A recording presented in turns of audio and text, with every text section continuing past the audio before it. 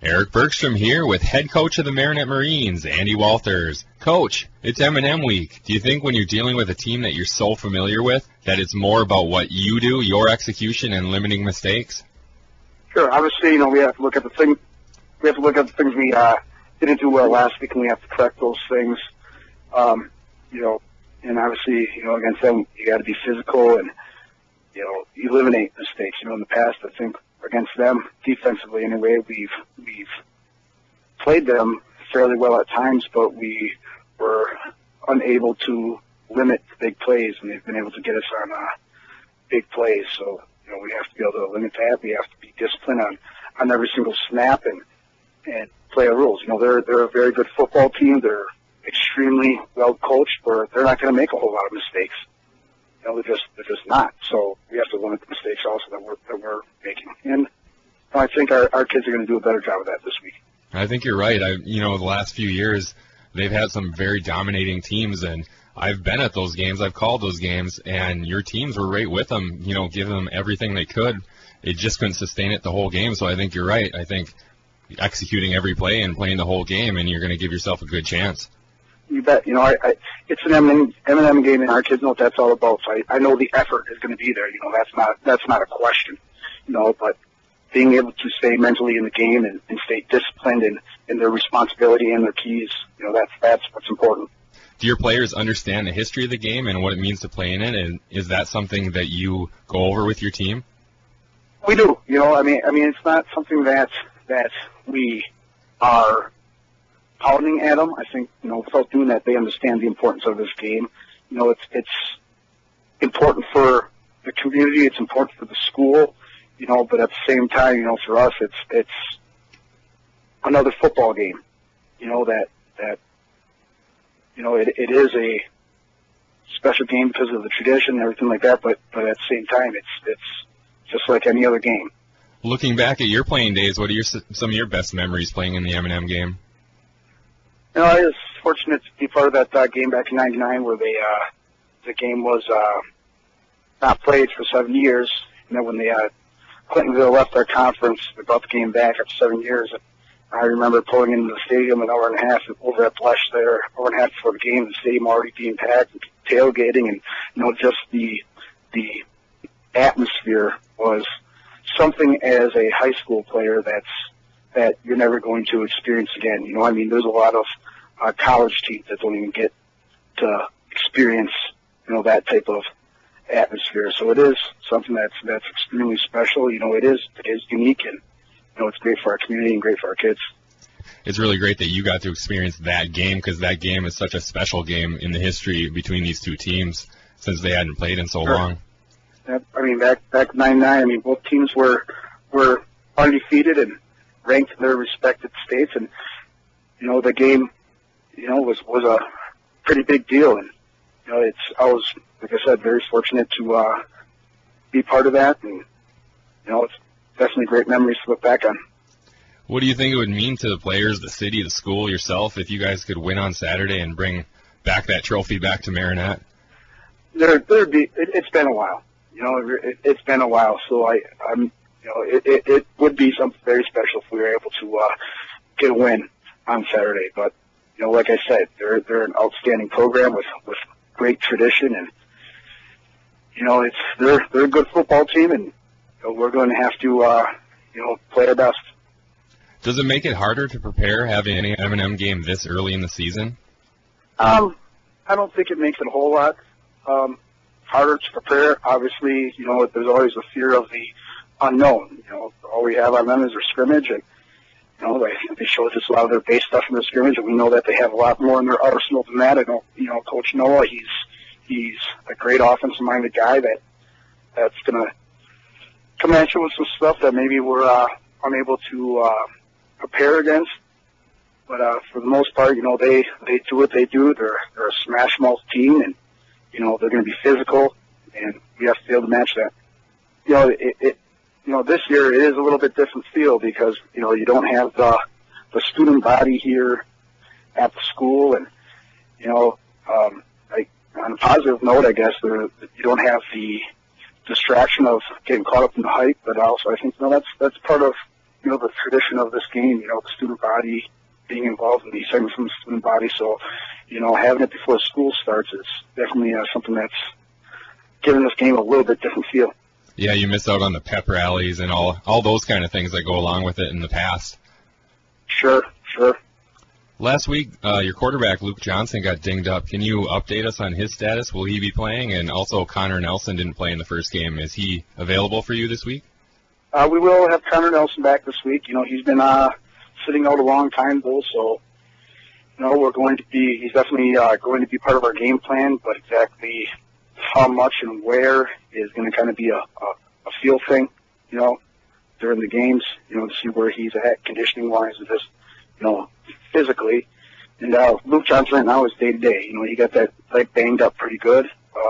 Positive it's not a broken leg, it's just a deep bruise, but, again, we're kind of handling that situation day-to-day. All right, Coach. Well, thanks for joining me today. I'll have my purple on Saturday ready to go, and good luck to you and your team. All right, Eric, I appreciate it.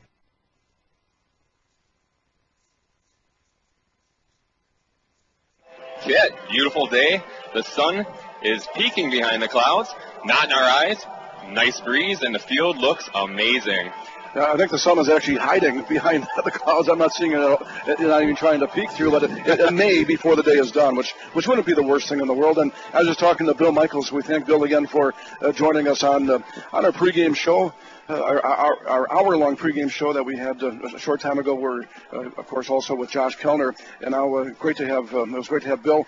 And we're talking. It almost feels like a fall day, and here it is, late August, and it could have been 85, 90, and humid, but we'll take this any day of the week. Well, I was actually hoping for this because to me, the M&M game, that's what fall's all about. That's what, to me, it feels like football out there. Yeah, exactly right. Yeah. And my whole life, like I said on the pregame show, I've been going to this game since I was 4, and it was always fall weather, really cold, or like this, where it's not too cold, but a nice breeze, and I love this kind of weather, and this just reminds me of the M&M game, and it gets me excited, and we're ready to go. I know Kid is.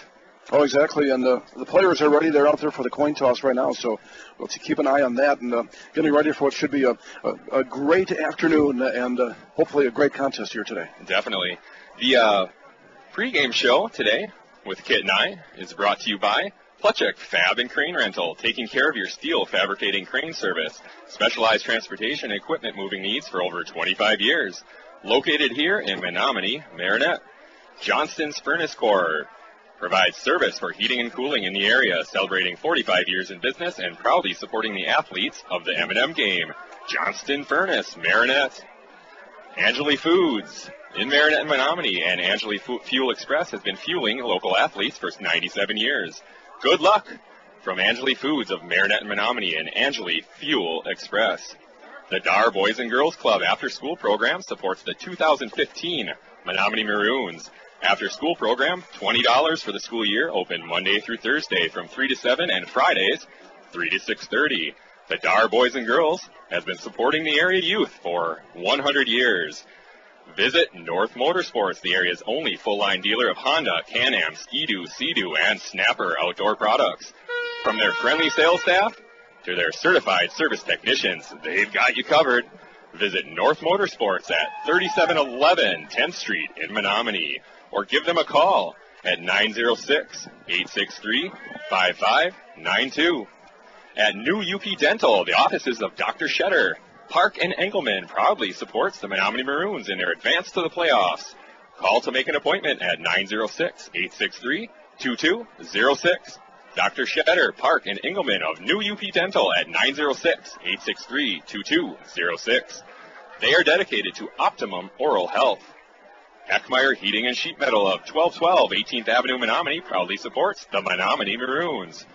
Wisconsin-Michigan Insurance Agency wishes the best of luck to the athletes of the M&M game, serving both Marinette and Menominee counties. See Wisconsin-Michigan Insurance for all your insurance needs.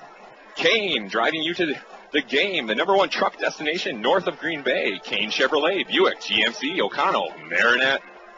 Stevenson Bakery proudly supports the Menominee Maroons and Marinette Marines.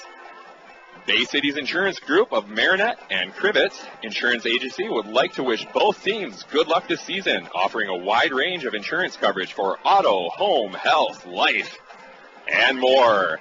We're about 15 minutes away from kickoff. What do you think about today's game? I just had the coin toss. That's one of the longest coin tosses I've ever seen.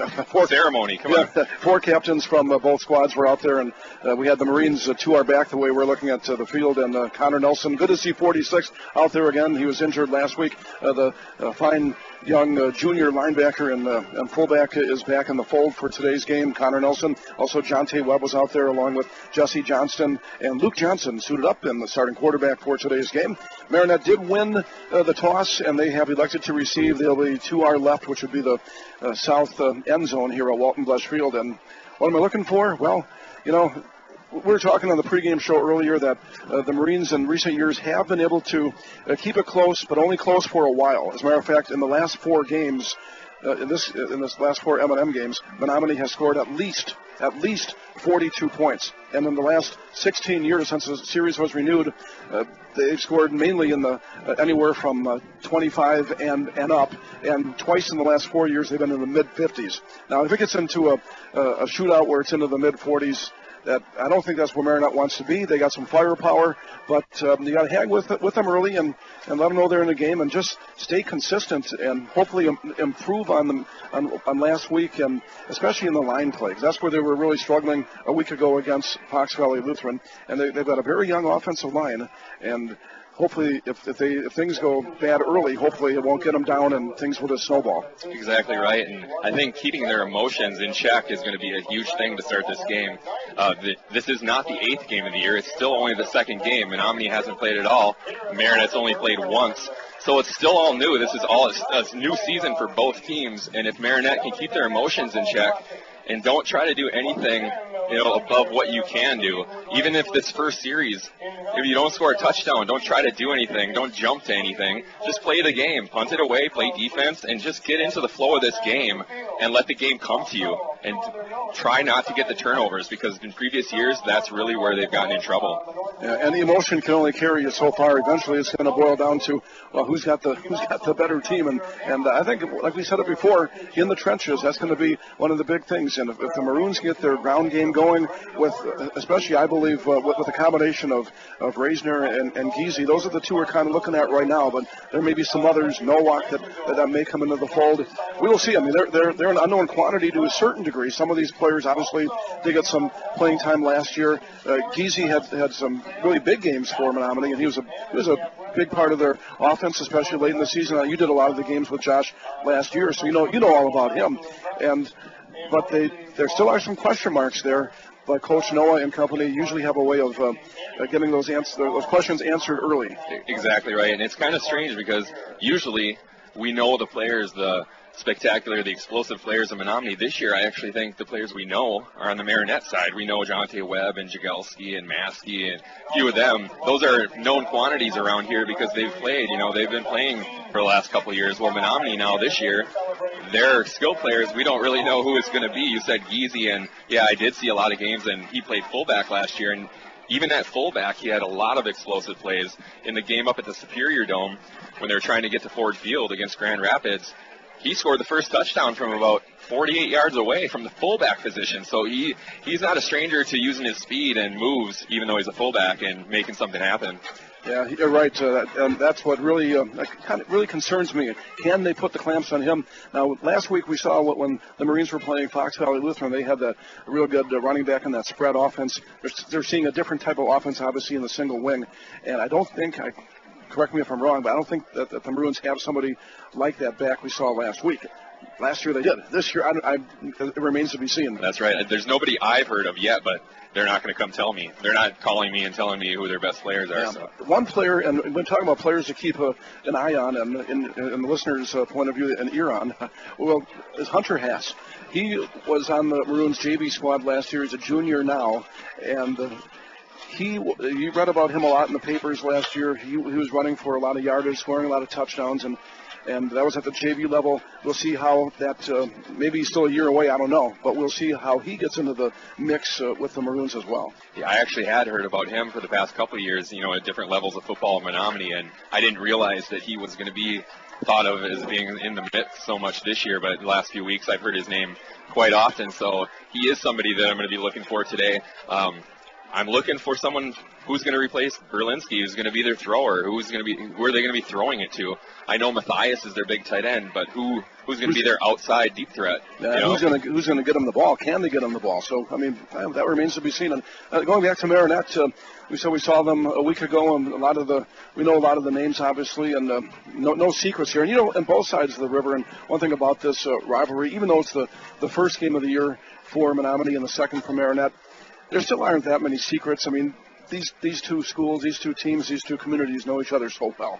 109 years, kid. If you grew up here, it's kind of in your blood. I said on the pregame show, it's like my birthday and Christmas rolled into one, and it really has been like that my whole life. It's something to look forward to, and it's something to get excited about. It brings the communities together, and I love it. Yeah, and what a great day. We're hearing the marching bands in the background now. We started off with our pregame show outside of the tailgate party that was held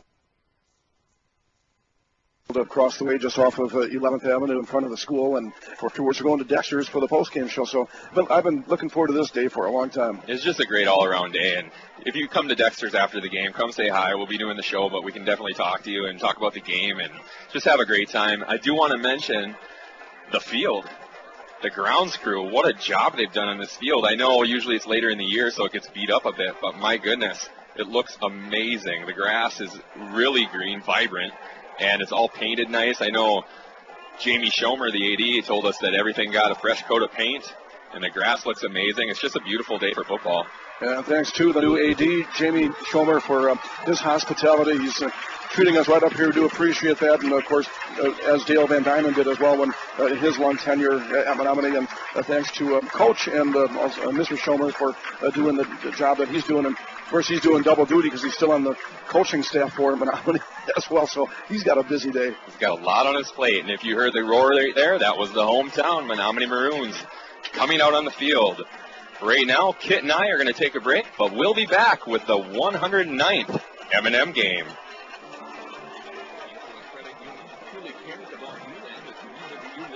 Then you want to stop and see the folks at Bay Shore Credit Union. Membership is open to anyone living or working in Marinette, Menominee, and Oconto counties. Whether it's everyday banking, a new auto loan, new mortgage, even a consolidation loan, they can help. And it's never too early to start establishing good credit. Bay Shore Credit Union, located at 1514 Cleveland Avenue, Marinette. They're looking forward to meeting you.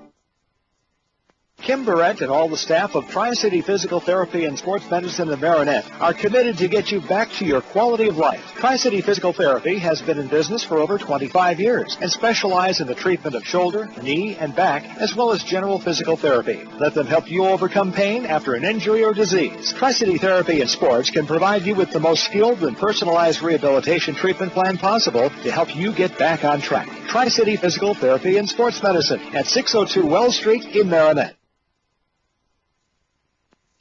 Bayside Motorsports and Cycle is your full-line service destination, servicing most makes and models of ATVs and motorcycles, from a simple tune-up and oil change to major engine overhauls. Their expanded service department will have you back on your machines fast. Bayside Motorsports and Cycle also specializes in motorcycle and ATV performance work to keep you a step above your competition. Ask about their service specials. Bayside Motorsports and Cycle in Green Bay or at BaysideMotorsports.com.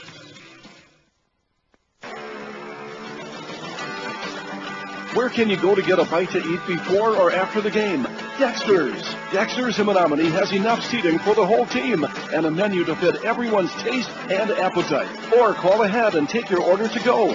Dexter's looks forward to seeing you this year. Good luck to all M&M Sports participants. Dexter's, located on 10th Avenue in Menominee. Check out their menu online at dextersrestaurantonline.com and like us on Facebook. Find your next truck at Kane, the #1 truck destination north of Green Bay for 2015. From the most dependable full-size pickups on the road, Kane delivers Silverado. Or the most advanced pickup ever, Kane delivers Sierra.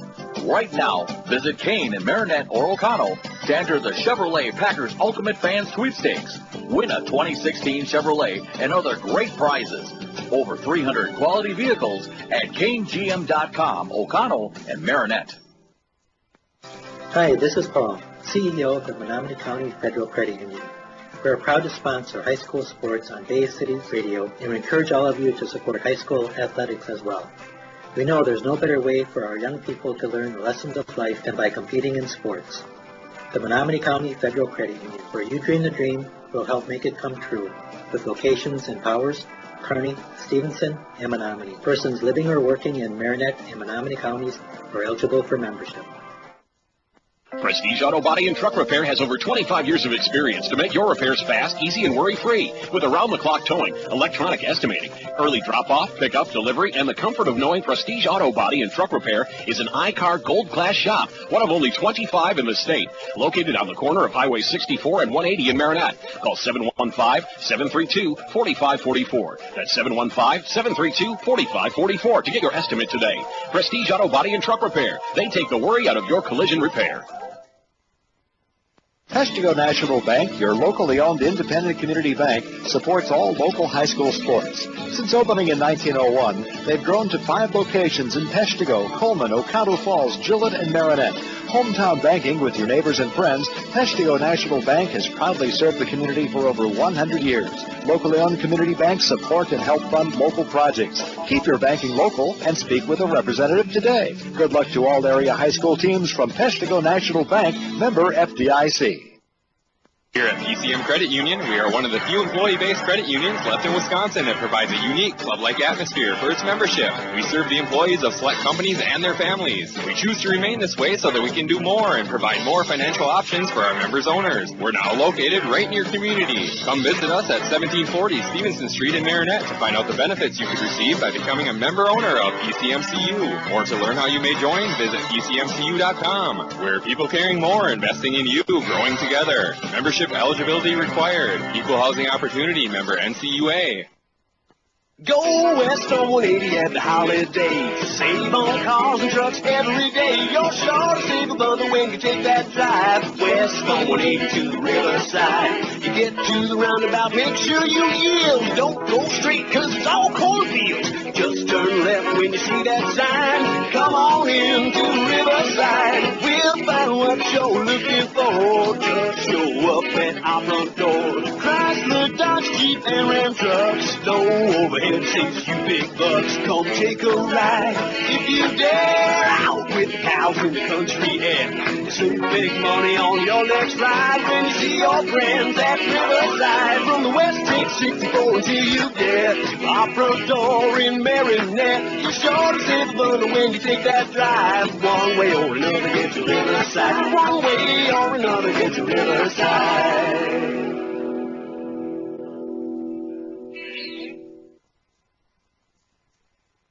Everybody's talking about affordable insurance. Bum bum bum bum bum bum bum bum bum bum bum.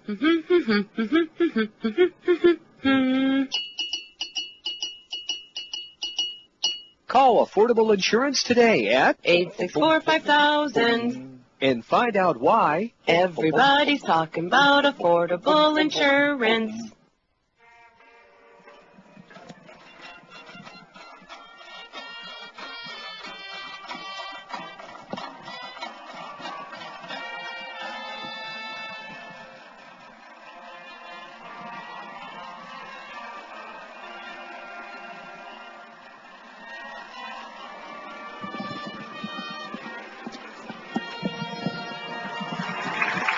And as you heard, that was the national anthem.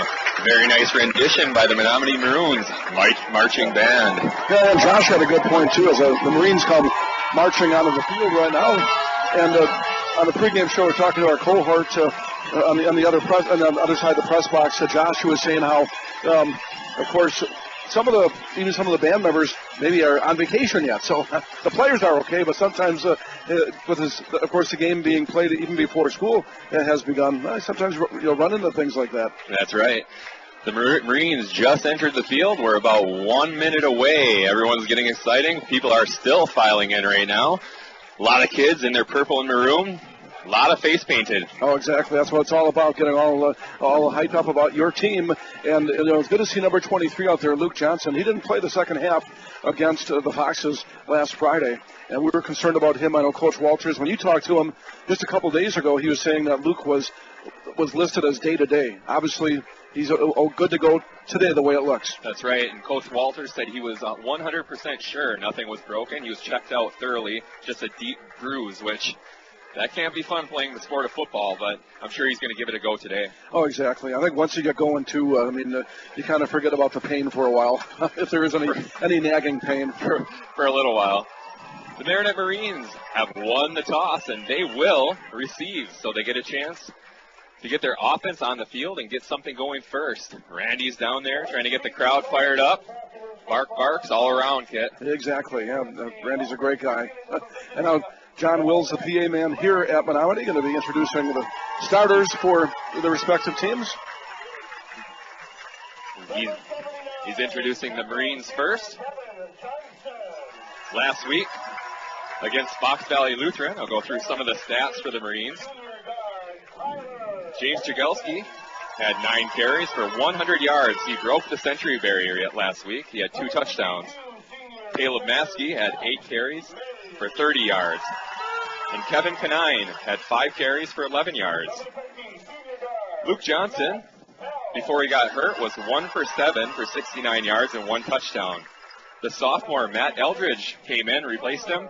Did a good job, I thought, the lefty. Completed 4 out of 6 for 91 yards and a touchdown. He looked pretty good, Kit. He held his own. He showed some poise in a tough situation, and like you said, he's a sophomore. It is nice to have the senior back in the fold here today. That's right. And then the big weapon in the receiving corps for the Marines, Jonte Webb. He had a huge game. 3 catches, 110 yards. The 110 yards works, but I think you'd like to get more than 3 catches from him. Yeah, that's true, and you know that he's going to be. He's no surprise. He was all conference last year in the Bay Conference, so he's not going to sneak up on anybody. And I know Coach Noah knows all about him. So one of the Maroons' main priorities defensively will be keeping the clamps on number 85 for the Marines, Jonte right. Webb. And his cohort, Nathan Paris, had 1 big catch for 44 yards and a touchdown. He's a guy who I think as the season goes on, he's so athletic. We've seen him in basketball and other sports. He could be somebody who could really emerge. I agree. I thought that too because, like you said, we do Marines basketball, and he's very athletic, and I'm sure Walters is going to find ways to get him the ball. Right, and as a quarterback, and as a team in general, you got to have more than one guy that you can go to when you're throwing the football, and so somebody has got to emerge to be the second fiddle, if you will, to Jonte Webb, and it could be Paris. That's right. I'm actually looking for Kevin Canine. Let's see if he can get a little bit going on the interior. I know Menominee's big, but you want to keep them honest because Marinette does want to use the outside part of the field, but you have to keep that defense honest by putting it right up the middle. We're going to find out here real soon, and, in recent memory, Marinette has, like we said before, they have played Menominee very tough in the early going, like maybe even for a half of a lot of these games. Can they keep it going longer than that? And I think the first drive with Marinette getting the ball, they won the toss, and a lot of times these days it seems like coaches want to get their defense on the field, but just conversely, Coach Walters said, hey, we want the ball. You know what? That shows faith in the offense. It tells the kids, hey, I believe in you, and let's go out there and let's get something done right away against this team. Exactly, and right now the Maroons, I think it's their offense being introduced to the huge crowd here. A very nice gathering here in this last Saturday in August. First ever August M&M game. Hanging my head out of the booth here, I do not see any empty seats, Kid. It's a full house. Yeah, the only empty seats are, if you look on the behind the south end zone, they got bleachers set up there, and there's some people sitting there, but obviously that's not packed. And I think there's bleachers on the other side Those too, are right? full. That's where the band is sitting. Okay, that's the smaller bleachers. Pomp and circumstance here at the 109th M&M game. Marinette looking sharp in their white jerseys. Purple numbers, purple pants, purple helmets. Menominee in their maroon jerseys, maroon pants, trimmed in white numbers, and the famous white helmet. And the wind has picked up a little bit. It's a little overcast. I don't think we may see a sprinkle or two, but nothing major. But the wind has picked up quite a bit over the last hour or so, and that could play into, obviously the kicking game, but also the passing game, too. Exactly right. Marinette will be receiving. They'll be traveling from right to left on your sports radio, 570 radio dial. Marinette is already lined up. Menominee hasn't got on the field yet. I'm not a good judge of things here, but I think the Marines will be heading into the wind, if I'm not mistaken, judging by there's a good breeze coming in through the press box here. You are correct. Menominee is out on the field, getting ready to kick off. From the 40. Kicking with the wind, like Kit said. No Pullman this year, Kit. No Evan. You took the words out of my mouth. I'm used to whether it be Evan Pullman, Eric Pullman, and number 50 is kicking off now for the Maroons. Thor Fluke. Okay. And he's getting ready to get the 109th M&M game underway. The crowd's ready, and here we go. Approaches the ball, gives it a boot. A nice high kick at the 15-yard line. Marinette has it. They had a little room up the middle. Nice return there by Nathan Parrish, just like we were saying before. Nathan, very athletic, took it all the way. Almost to the 30-yard line. He did get to the 30. Yeah, Not bad. Made somebody miss around the 22-yard line or so and got about almost another 10 additional yards. So that's where Marinette will begin. They huddle up, and it looks like Luke Johnson is in there, Kit. Yeah, we kind of anticipated that, and good to see him out there. Marinette in the wing tee. Jonte Webb split to the left. The first play of the game. An inside handoff to Kevin Kanine. Not much doing there. He might have got a yard. Yeah, maybe a yard at best for Kanine. You mentioned keeping that defense honest, and they gave it to Kanine, faked it to Maskey coming around on the sweep, and did not fool the Maroons front four there. I don't mind that play though. Keep it safe, especially when emotions can be running wild early in the game. That's not a bad play call. Just get yourself into this game and then get going. 2nd down and 9 from the 31-yard line. 11 minutes, 20 seconds left. First quarter, we just got underway. Marinette, wing tee, Jonte Webb, split left. Looking to pass. In and out of the hands of Riley Thill, in and out of the hands. They're right at the sticks at the 40-yard line, and that was a nice fake by Johnson. He faked it to Maskey, and that play was open. It was right there. He was wide open. It's just a little bit high. Not too bad, though. Probably should have had that ball. Went through his fingertips. Catchable, and unfortunately now Marinette in a 3rd and long. 3rd down and 9 from the 31-yard line for the Marinette Marines. Looking to get something going here early in this M&M game. 11 minutes, 2 seconds left. First quarter. 2 split right. Johnson drops back, rolls right. He's under pressure. He lets it go. Wide open, Caleb Maskey. That's a first down for the Marinette Marines. Wide open is exactly right there, Eric, as he got it to Maskey in the flat. And Caleb knew exactly where he had to be. He just got the first down by about a yard. And a well-designed play. And most importantly, Luke had some time to throw the ball. Very nice. He's getting time, and the receivers are actually open on the first 2 pass attempts. 1st and 10 from the 41-yard line. That was a 10-yard first down pass. Here's the snap. Inside handoff, a little bit of room, but the Maroons make up ground on James Jagelski quickly. Yeah, 44, Zach Giese. And watching him on defense, and they got him at a right. I'm not sure if he's listed as a linebacker or the right end, but he's just off the edge, and he read that play beautifully, and he took down a very speedy Jagelski, who appeared to have a little bit of room to run for a very short moment there. He had some room to the left, but it closed very quickly. Yeah, thanks to number 44 for the Maroons. Number 44 getting in there quickly. The wing tee, split left, Jonte Webb and Jagelski right next to him. We have a stoppage in play by the officials. We have a timeout, Marinette, an early timeout. With that, we'll take a quick break and be back with the 109th M&M game. Bad hair day? Bad day at the office? Bad day behind the wheel? Hey, stuff happens, even to the best of us. At least your car insurance rate doesn't have to take a hit. Get Erie Rate Lock from Erie Insurance. Gives you a great rate that stays put until you change a car, driver, or your address. Plus, seriously good service. Now that's something to smile about. Your Erie agent in Marinette is Mike Fluke. Get a quote at 715-735-6000 or visit myaffordable.com. Erie Rate Lock does not guarantee continued insurance coverage and is not available in all states. Welcome back to Walton Blesh Field, where the Marinette Marines are on the 43-yard line, 2nd down and 9. They had a nice first down completion before, 10-yard pass completion to Caleb Maskey. It'll be interesting as this game progresses here. I mentioned Zach Giese before. He seems to be all over the field defensively so far for the Maroons, and they got him shaded on the right side of their defense. We'll see if Marinette ends up maybe trying to go away from him as this game goes on. He definitely likes to pursue. Marinette lines up. 3 to the left, 1 to the right, 1 running back. It's Canine in the backfield. There's a snap going deep to the right side for Nathan Paris. It's up and it's intercepted. Interception by Nathan Nowak. It was a jump ball pass and Nowak went up and he got it.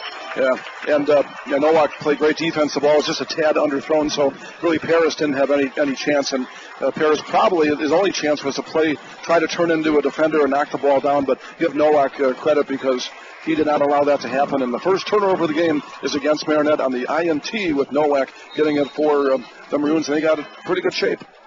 They're going to start at the 36-yard line on their first series.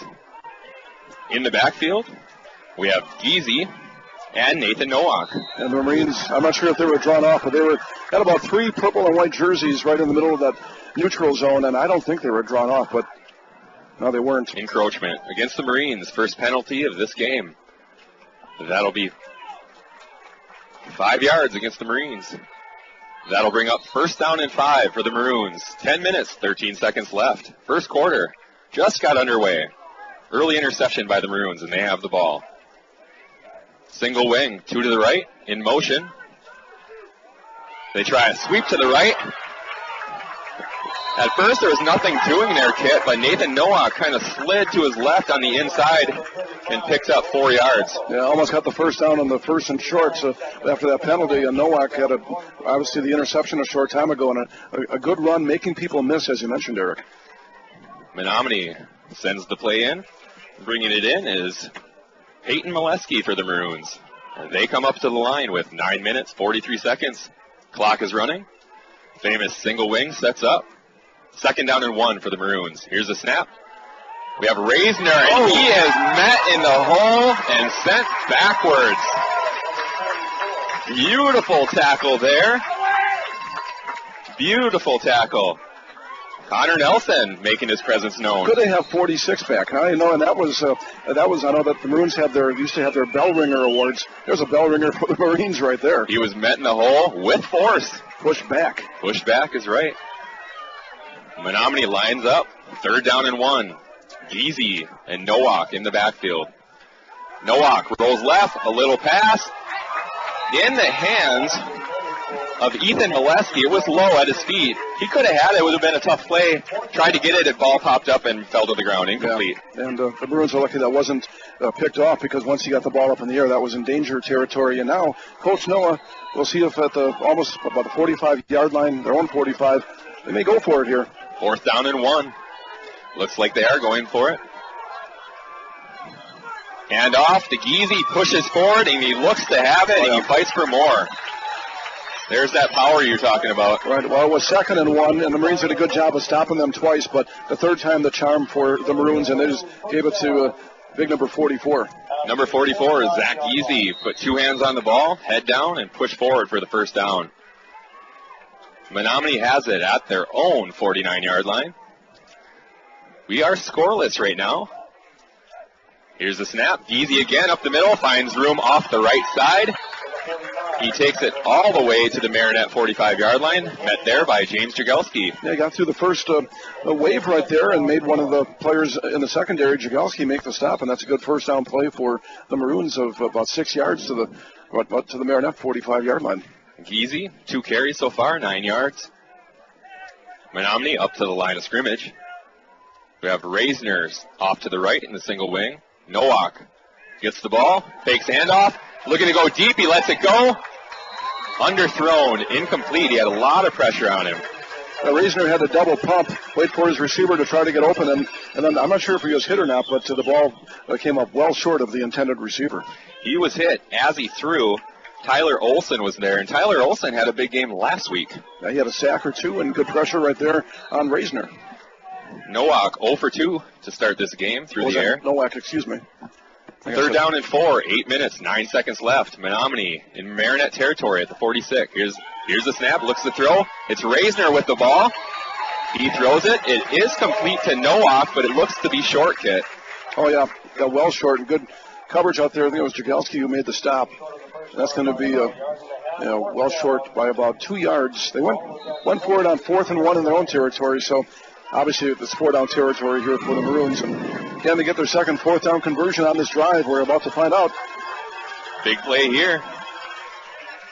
Menominee up to the line of scrimmage. Another 4th and 1. Can Marinette make a play here? That's a long one. Trying to draw him off. Here's a snap. Geezy again up the middle. He's met. He fights forward, and he gets it. That's just great second effort because he ran into a wall there and then somehow managed to just sneak his way off to the left a little bit and got just enough for the first down. Good push there by Marinette. There was nothing doing up the middle. He was met. If they could have got him down right there, Marinette would have taken over. But like Kit said, he just sort of rolled off that pile of bodies and found room off the left side. And it's now 2 4th-down conversions on this drive since they got the interception. 7 minutes, 15 seconds left, first quarter. No score. Here's the snap. Reisner goes left, throws it to Molesky. Molesky has room, stiff arm. Big play for Menominee. Now all the way down 15 yards. Yeah, down to say around the 23, the way it looks, and almost a little pick play out there, the way it looks, but it wasn't called. The stiff arm got him another 7 yards, it looked like, on that play. On the far side of us, Menominee traveling left to right on your Sports Radio 570 radio dial. They have the ball at the 24-yard line of Marinette. No score, 7 minutes, 4 seconds left. Here's the snap to Geezy up the middle again. Nothing doing there. That time he could not slither away. No gain on that play. And there's Olsen again, Kit. Now once again, and so far that's the best job that the Marines have done on the fullback for the Maroons, Zach Geezy, so far this afternoon. And although Marinette's not big on the lines, Olsen is, and he's been making his presence known these first two games of the season. Yeah, the right defensive end, big number 68. Menominee lines up, 2 to the right, spread out, 1 to the left. In motion is Molesky to the right. Here's the snap, and we have whistles. There's a flag. Was it a delay of game? It took quite a while. Well, let's see here. False start. First penalty against the Maroons. That'll back them up. It'll be 2nd down and 15 for Menominee with 6 minutes, 21 seconds left, first quarter. The penalties are even 1 apiece for 5 yards each. The play is brought in by Peyton Molesky for the Maroons. They're at the 29-yard line of Marinette. They spread out again, this time 2 to the right and 2 to the left. A little variation on the single wing. Reisner's back in the backfield, waiting the ball. In motion, Molesky again to the right. Reisner gets it, rolls left, looks to run. Not too much there. Looks like he got 2 or 3 yards. Well, once again, Tyler Olsen leading the charge, kind of gang tackling the Reisner that time, and it's going to be 3rd and about 12 the way it looks, and of course they're in 4-down territory, but if the Marines can get a play here and make them have a 4th and long, it could be in business. Tyler Olsen's trying to stop him all himself. He's been a one-man wrecking crew on defense so far for the purple and white. 3rd down and 13, 5 minutes, 23 seconds left, first quarter. Menominee with the ball at the 27-yard line. Big plays here for Marinette. In tight, the single wing. Nowak gets it, rolls to his right, looks to pass. He has a man, it's Reisner. Good job by Marinette. Jagelski got there quick. We've been talking about the big guy, Tyler Olsen, the little guy, James Jagelski. He's made a few tackles, including in the open field. That wasn't an easy play, and good form tackle by James Jagelski out in the flat to bring down the back who caught the ball. Reisner with that reception. You're going to really need to do that against Menominee because they count on the yard after the catch. And if you can get them down as soon as they get it, you're going to be in good position. Another 4th down conversion attempt here. They're 2 for 2 on this drive. A longer one this time. 4th down and 7. 4 minutes, 34 seconds left. Menominee spreads out. 2 to the right, 2 to the left. Reisner looks for the ball. In motion, Molesky again to the right. We have another whistle. Another flag.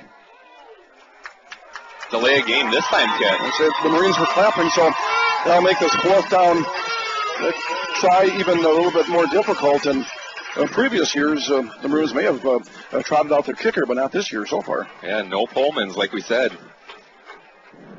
4 minutes, 24 seconds left, first quarter. 4th down and 12 for Menominee at the 26-yard line of Marinette. Menominee spreads out again, 2 to the left, 2 to the right. Nowak in the backfield, this time with Giese. In motion.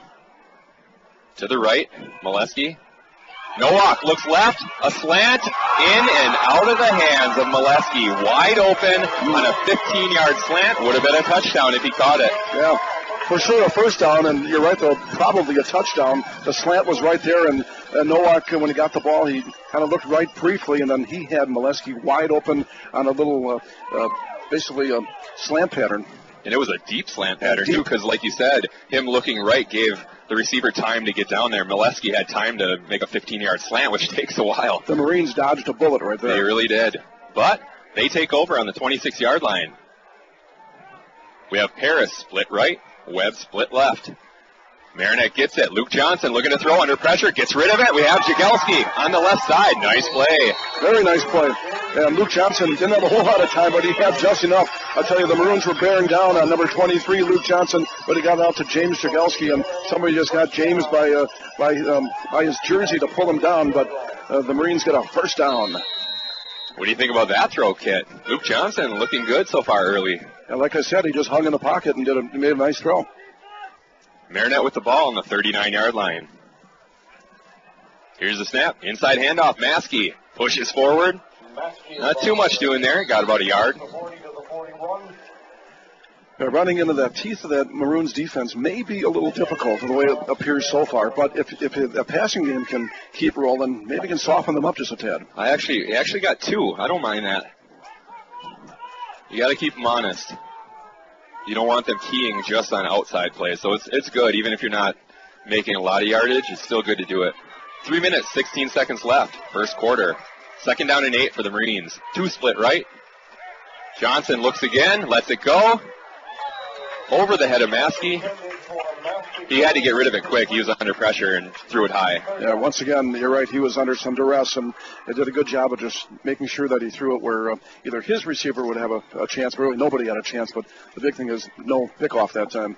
3rd down and 8 with 3 minutes, 7 seconds left in the first quarter. We're scoreless in the 109th M&M game. So far, like you said, more than halfway through this first quarter, the Marines have not targeted Jonte Webb, so you got to give the Maroons credit. Obviously, they're doing a good job of keying on him. Well, they have Nowak on him, but they have Molesky back at safety kind of for help. Johnson rolls right, lets it go, lost it up to Maskey. Maskey dives, cannot get to it. He was actually open, a better throw, and that would have been a first down. Yeah, Luke Johnson was rolling to his right, and then when he threw the incompletion, like you said, Maskey made a lunge for it. Would have been an impossible catch, but better throw. They would have had a possibility there. Instead, punting situation for the Marines. Marinette to punt from the 41-yard line. 3 minutes, 2 seconds left in the first quarter. 4th down and 8. Menominee sends Ethan Molesky back. Here's the punt. Low line drive, hits the ground, takes a Marinette hop. Molesky picks it up anyway, and he's met there almost immediately by Max Hakenen. Took him down. Menominee will start at the 37-yard line. A similar situation where they started after the interception on their first drive. Menominee, I think they were at the 35 or so, somewhere around there. So similar situation, and right now, number of plays, the Maroons had a long drive, the Marines a couple of short drives, one stymied by the interception, and this time they get one first down and have to punt. So the little slugfest goes on, 0-0 here in this opening quarter. We are playing the field position game here in the 109th M&M game. Menominee lines up in the single wing tight. Snap to Nowak. Goes left, lowers his shoulder, and picks up 4 yards. That was a tough run by Nathan Nowak, and it appeared it could have been a loss, but his fullback, Zach Giese, got a good block there that allowed him to get at least a couple of yards. You could tell he was not going to sidestep. He put his shoulder down, and he created that contact. And Nowak and of course, Giese both appear to be very tough, hard runners. Menominee, 2nd down and 6 from the 41-yard line. Here's the snap. Nowak throws it. It could be a fumble. It was behind the line of scrimmage. Jonte Webb went for it. He could not get it. Reisner covers it up, and it. Now did they call it? No, the official on the side here was waving incomplete pass, but I don't know. That was very close. Yeah, I don't know, because we're pretty close to that line of scrimmage, and that looked behind to me. Yeah, I think it was. They may have missed that one there, and the Maroons did fall on it anyway, but it could have been a couple-yard loss instead of just a no gain because of the incomplete pass. 3rd down and 6 for Menominee from the 41-yard line. 2 minutes, 14 seconds left, first quarter. Scoreless in the M&M game. Single wing, in tight. Reisner to lead the way this time. He gets the snap off the right side, off tackle. He's met in the hole immediately. And who was it? Connor Nelson. You got it. Connor Nelson making his presence known. He's made 2 big plays early in this game, and boy, it's so good. What a difference maker having him back at linebacker after missing the game against FBL last Friday, and Nelson back in the fold. And we'll see if the Maroons have it 4th and relatively long for considering where they are in the field. I think they're going to kick it here. I do too. Nowak. He's in the single wing, but he's back further than normal. I think he's kicking. Marinette needs to get somebody back. 4th and a good 5, and now they're going to send Jagelski back deep. And that's who we want, Jagelski. Get the speed back there. Here's the kick. Nowak, end over end. It hits at the 30, bounces high. Jagelski, smart there not to go after that because you could tell he wanted to. I was saying in my head, get away from that thing, and he did. So Marinette will start at the 30-yard line. Today's broadcast being brought to you by Fletchick Fab and Crane Rental, taking care of your steel fabricating crane service, specialized transportation and equipment moving needs for over 25 years. Located here in the Menominee Marinette area. 1 minute, 28 seconds left. First quarter. Marinette with the ball at the 29-yard line. We're scoreless. Handoff to Jagelski. Finds a little bit of room. Inside handoff to the left side. He found a little bit of room. Picked up 4. A nice first down play by the Marinette Marines. Good job at the left side of the offensive line to create that little opening for Double J, James Jagelski. You know, I'm still waiting for the Marines. We'll see what happens here. Jonte Webb, this time they had him, this last time, he was split out to the near side to the left. Eventually, you're gonna go for the home run with him, but they are going into the wind, too. Body punch, body punch, body punch. and then go for it. Yeah. We'll see. 2 split right. Nathan Paris, Jonte Webb. In motion. Oh, Maskey. The ball goes over Johnson's head. He gets it. And we have penalty flags there could be all a face over. mask. There could be a face mask there on Menominee. 3 Maroons were bearing in on Johnson after that snap went over his head. And it appeared that Luke was up further than he usually is for whatever reason. It's too bad, too, because there was a lot of room to the right side if he would have actually handed that off to Maskey. Yeah, and going to be a huge loss for the Marines, or was there a penalty at the end there? There was one while it was happening, and then there was one at the end, let's see here. They're going to... False start on Marinette is the first one, and face mask, like you said, Kid, against Menominee. So he should offset them. It does. Yeah.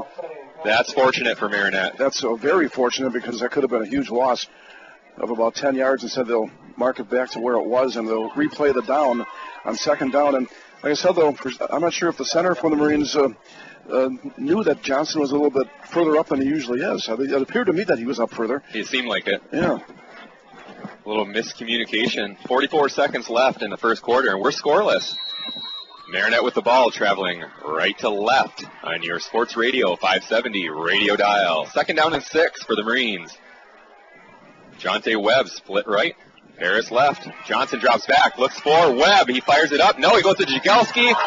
Jagelski had it, and he was leveled there by Molesky. He had it, but maybe for just a half second, at maybe not even that much. And as soon as the ball arrived, so did Ethan Molesky, and you can't blame Jagelski for that drop. Not at all. It was a great throw by Luke Johnson too, but Great just a better play by the defender. You cannot blame him at all for dropping that because he got hit as the ball got there, so he really didn't have a chance to bring it in. Great defense right there by Molesky. Big 3rd down here with 28 seconds left in the first quarter. We're scoreless in the 109th M&M game. Marinette splits Webb, Jagelski out to the left. Wing T. Johnson rolls to his left, looks to throw, gets rid of it. There's Webb. He was at the sticks, but he moved. Actually, they're going to give it to him right at the sticks. Yeah, forward progress. He caught it right at the 40-yard line. That is the first down. We have a flag, though. Oh, boy, flag in the vicinity of holding. You called it. It is holding against Marinette, so that play will be negated. That hurts. That was a nice play by Johnson. He was under duress. He was moving to his left, and he's a right-handed thrower, and he had to maneuver when he got outside the pocket just to get the ball away. And to his credit, he did. Unfortunately, a holding call on the play. That'll drive Marinette back with 13.7 seconds left in the first quarter. Yeah, line of scrimmage was a 34, almost a 35. We'll see where they're going to put it now. Back to the 25. No, further back. From the 21-yard line, Marinette. Like long way here. Third down and 16. The clock's running. 11 seconds. They have it on the 21-yard line. I think they're going to let the clock run out. That's good because then they'll be punting. If they don't get this, they'll be punting with the wind at their backs. That is the way the first quarter ends. 0-0 in the 109th M&M game. I wasn't predicting two donuts being up there at the end of the first quarter. Today's broadcast is being brought to you by Johnston's Furnace Corp. Provides service heating and cooling in the area, celebrating 45 years in business and proudly supporting the athletes of the M&M game. Johnston Furnace, Marinette. Angeli's Foods in Marinette Menominee and Angeli's Fuel Express has been fueling local athletes for 97 years. Good luck from Angeli's Foods in Marinette Menominee and Angeli's Fuel Express. This first quarter is not done. Menominee called time. Good play because Marinette's got to throw it into the wind now. Here in the third down and long play. Nice play by Coach Noah there. 2 seconds left. Marinette, third down and 16 from the 21-yard line. Well, they finally got the ball to Jonte Webb. First time they targeted him all afternoon, and Menominee's been doing the job on number 85, but it's good that they finally found number 85, and the Marines have to keep doing that, trying to free him somehow, whether it's on little short passes or go long if you got the wind at your back, maybe in the second quarter. Even those short passes, if he can make one guy miss and get in the open, that speed is deadly. Boils down to having time, and Luke Johnson, the only reason he had time the last time is because there was a holding penalty. All right, here we go. 2 seconds left in the first quarter. It's scoreless. Jonte Webb split left. Third down and 16 from the 21-yard line. Let's see what Marinette comes up with. Fake handoff. Johnson back. He's under pressure. Just throws it out of bounds. Smart play. And that is how the first quarter will end in the 109th M&M game. Marinette will come back in the second quarter with a fourth down, looking to punt. Today's broadcast brought to you by North Motorsports, the area's only full-line dealer of Honda, Can-Am, Ski-Doo, Sea-Doo, and Snapper outdoor products. From their friendly sales staff to their certified service technicians, they've got you covered. Visit North Motorsports at 3711 10th Street in Menominee or give them a call at 906-863-5592. Kitska has Bill Michaels in the booth, so I'll hand him the headset. Yeah, during this time out here between quarters, we'll talk to Bill real quick before he takes off in about 10 minutes or so. And Bill, a slugfest in the first quarter and some fourth down conversions for the Maroons in that first quarter, but the Marines hang in there. You know what? They've actually brought the intensity, and you can tell they play. They've been able to fill the hole. A couple of big hits in this game as well. But you know what? It was obviously the interception, a couple of mistakes, a holding penalty that cost him, an offsides penalty that cost him. But I think the Marines have played extremely well in this game. They look a little more polished. Now, the Maroons, we'll see how they kind of get the juices flowing and come out in the second quarter here. But, Marinette looks as good as I can remember as far as the evenly matched, opponent, so to speak. I was telling Erica, I wasn't predicting a 0-0 first quarter, but here we are. Right. Well, you know what? We talked about it at the beginning of the game, before the game, during the pregame, that the Maroons have always had that guy, somebody that's always kind of churned things up for them, and he's been the superstar. They don't have that superstar right now. They haven't figured out that identity. And the Marines, like I said, they brought the intensity. They've been a little more focused. They've been a little more polished. And the only way they're going to win this game is if they're able to open a couple of holes up front, and then eventually they're going to be able to pass the ball across the middle, because the short passes that work for them, going deep is not. And here comes the punt, and we'll give it back to Eric and Bill. Thanks for your help here today. Molesky gets the punt, goes to his left. He has room. Down the sidelines all the way down to the 9-yard line. Yeah, well, special teams. We didn't talk too much about that, but there you go. Thank you, Bill. Bill Michaels taking off here again. Listen to him on Sports Radio 570. And down to the 8-yard line goes Molesky, and he's got it right around just around the 45-yard line. So the Maroons knocking on the door here. So as we talked about the big plays, Menominee comes up with one to start the second quarter. Yeah, first and goal at the 9. And we didn't talk too much about special teams, but there's Molesky making a big one right there on a punt return inside the 10-yard line. First down and 9 for the Maroons. Traveling right to left on your Sports Radio 570 dial. Nowak waits for the snap. They give it to Giese up the middle. He churns forward. He gets it to the 3-yard line. Pickup of 6 for Giese. Tough inside running by the fullback, Zach Giese. Right up the gut he goes from the 9 down to the 3, and the Maroons with a second and goal now at the 3. And trying to take advantage of that great punt return by Molesky. Second down and 3 for Menominee, looking to get the first score in the M&M game. 11 minutes, 21 seconds left in the first half. Snap to Giese, and he goes untouched into the end zone. Yeah, right on the right side that time. And Giese gets those 9 yards after that great punt return by Molesky on a 6-yard gain and a 3-yard scamper into pay dirt. And the Maroons strike first after a scoreless first quarter. Very early here at the 11:15 mark of quarter number 2. Zach Giese from 3 yards out puts the Maroons up top 6-0. That's the problem when you give up a big play like that on the special teams. You're fighting so hard, on offense and defense, and to give up a big play like that and give them an easy score, that's a tough way to get the first score from Marinette against them. The extra point is up, and it's good for Menominee. That brings the score with 11 minutes, 15 seconds left in the first half. Menominee 7, Marinette 0. Today's broadcast brought to you by Eckmeyer Heating and Sheet Metal of 1212 18th Avenue, Menominee. They proudly support the Menominee Maroons. Wisconsin-Michigan Insurance Agency wishes the best of luck to athletes of the M&M game. Serving both Marinette and Menominee counties. See Wisconsin-Michigan Insurance for all your insurance needs. Kane, driving the game to you as the #1 truck destination north of Green Bay. Kane Chevrolet Buick, GMC O'Connell, Marinette. Kit and I use that all the time. The Chevy Equinox, that takes us all over in style and in safety. It's going to be parked in front of Dexter's for the postgame show. You got it. Also, Stevenson Bakery proudly supports the Menominee Maroons and Marinette Marines. And Bay City's insurance group of Marinette and Crivets Insurance Agency would like to wish both teams good luck this season, offering a wide range of insurance coverage for auto, home, health, life, and more. And here's the kickoff.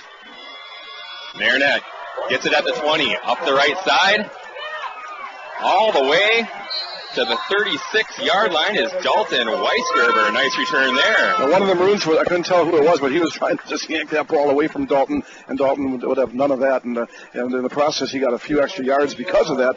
And the Marines have it in pretty good shape in their own territory, but around the 35, 36-yard line. And we'll see how they respond now after that great punt return and then the ensuing touchdown by the Maroons. It looked like there were about 5 Maroons getting their hands in there in the cookie jar, but they could not get it. 7-0, Menominee, 11 minutes, 10 seconds left in the first half. Marinette has it at the 36. Inside handoff to Jagelski. Nice spin move there. He's still going. Almost all the way for the first down. 9 big yards. Exactly, and a great spin move there by James Jagelski. And we know he's a speedster. He also showed some strength after he made the spin move because he dragged one of the Maroons for an additional yard or two to almost pick up the first down, and a rarity here in this ballgame so far for Marinette. They got a second down and short. Jagelski with 3 carries for 14 yards early in this ballgame. And 9 of them on that particular carry right there. Second down and 1. This is a spot where they could go deep to Webb. Yeah, exactly. Take a shot. In motion, Jagelski, they give it to him. Nothing doing there. Kind of like last week, Kit, that inside handoff. Too much pressure there. Yeah, and James just going east and west and actually lost about 2 yards on that one. And good job by the Maroons staying home, being disciplined, and getting a 2-yard loss.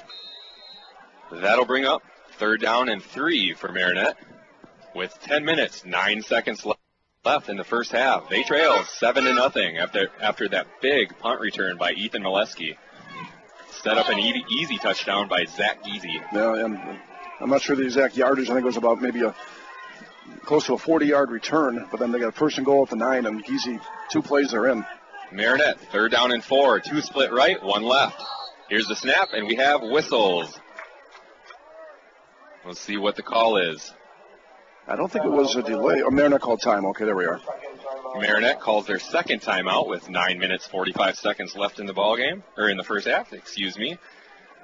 We'll take a quick break right now and be back with more of the 109th M&M Game. People say I'm too serious. Those funny ads for car insurance do nothing for me. I like Erie Insurance. It's seriously good. A great rate, legendary service, accident forgiveness. Not 1 but 8 reasons to switch. Woohoo! See, I can get as excited as the next guy. Your Erie agents in Marinette are Mike Fluke and Nikki Castle at Affordable Insurance, 715-735-6000, or visit myaffordable.com. Welcome back to Walton Blesh Field in Menominee, Michigan. I'm Eric Bergstrom with my partner, Kit Donaldson. Kit, interesting game so far, pretty even except for that punt return. And the Marines had a 2nd down and short, and they lose a couple of yards, and after appearing to have a good shot of getting into enemy territory for the first time this afternoon, one of the first times, all of a sudden they're looking at a 3rd and short here, but the Marines defense, boy, they've been up to the task so far. They have. 3rd down and 4 for Marinette with 9 minutes, 45 seconds left in the first half. They trail 7-0. Coach Walters instructs his troops, and he's heading back to the sideline. Marinette lines up. Jonte Webb, split right. Alongside him is Caleb Maskey. Luke Johnson barks the signals. Looks to throw, throws left. Through the hands of Nathan Perez. A little bit too much mustard on that one. Yeah, you're right. So Luke just needed to ease off on that throw. He had him. He was open. Paris was open right at the stick. He would have had the first down, and he was under some pressure though. And Luke fired it just way too hard and a little too high and hot and heavy as well for Paris to hang on to. It was just a button hook, and he was wide open. It would have been a first down, but he really fired that ball. He put the steam on it for whatever reason. He did. Marinette has to punt now. 4th down and 4 with 9 minutes, 42 seconds left in the first half. Ethan Molesky back again. Here's the punt. Nice punt. Molesky gets it. Goes backwards 5 yards, looking for some room. He goes to his left, and he slips at the 20-yard line, and that's where Menominee will take over. With 9 minutes, 31 seconds left in the first half. Menominee leads 7-0. Unfortunately, he did slip because, of course, he had a big punt return earlier and the biggest play of the game so far. And he was poised to have another good return, but as he made his cut, he went down. We were wondering where the explosive plays would come from Menominee and who would make them. Well, judging by what I've seen so far, Molesky, he looks like he has some moves. He certainly does, but so far mainly we've seen it on special teams. Menominee spreads out of their single wing, 2 to the left, 2 to the right. In the backfield, Geezy and Nowak. Snap straight to Geezy, goes off the left side. He has a lot of room. He's wide open. 50, 40, 30, 20, 10, 5, touchdown, Maroons. He took it inside, broke it out left, and that was all she wrote. It was wide open after that. 80 yards for Zach Geezy, and we talked about his power, but he obviously has some speed too, and you described it perfectly. Once he broke it off to the left, he was bottled up just a little bit. He broke it out to the left, and you could have drove 3 trucks through that hole that Geezy had from there, and he got into the secondary, and like I said, he put on the afterburners. He showed great speed on the 80-yard jaunt. He had a lot of speed for a fullback. Like I said, he did that last year in the championship game. The extra point is up, and the extra point is good. At 9:19 in the first half, Menominee 14, Marinette 0. We'll be back after these messages. Looking for a credit union that truly cares about you and the community you live in? Then you want to stop and see the folks at Bayshore Credit Union. Membership is open to anyone living or working in Marinette, Menominee, and Oconto counties. Whether it's everyday banking, a new auto loan, new mortgage, even a consolidation loan, they can help. And it's never too early to start establishing good credit. Bayshore Credit Union, located at 1514 Cleveland Avenue, Marinette. They're looking forward to meeting you. Kim Barrett and all the staff of Tri-City Physical Therapy and Sports Medicine in Marinette are committed to get you back to your quality of life. Tri-City Physical Therapy has been in business for over 25 years and specialize in the treatment of shoulder, knee, and back, as well as general physical therapy. Let them help you overcome pain after an injury or disease. Tri-City Therapy and Sports can provide you with the most skilled and personalized rehabilitation treatment plan possible to help you get back on track. Tri-City Physical Therapy and Sports Medicine at 602 Wells Street in Marinette. Welcome back. Marinette receives the kickoff. Harris has it. Makes a few Maroons miss. He's still fighting. Gets to the 30-yard line, up to the 31. Nice run there by Paris on the kickoff. Yeah, about an 11-yard return, and Paris doing most of that on his own after he break through a couple of tackles there. 14 points in less than 3 minutes for the Maroons, who lead 14-0 here early in the second quarter.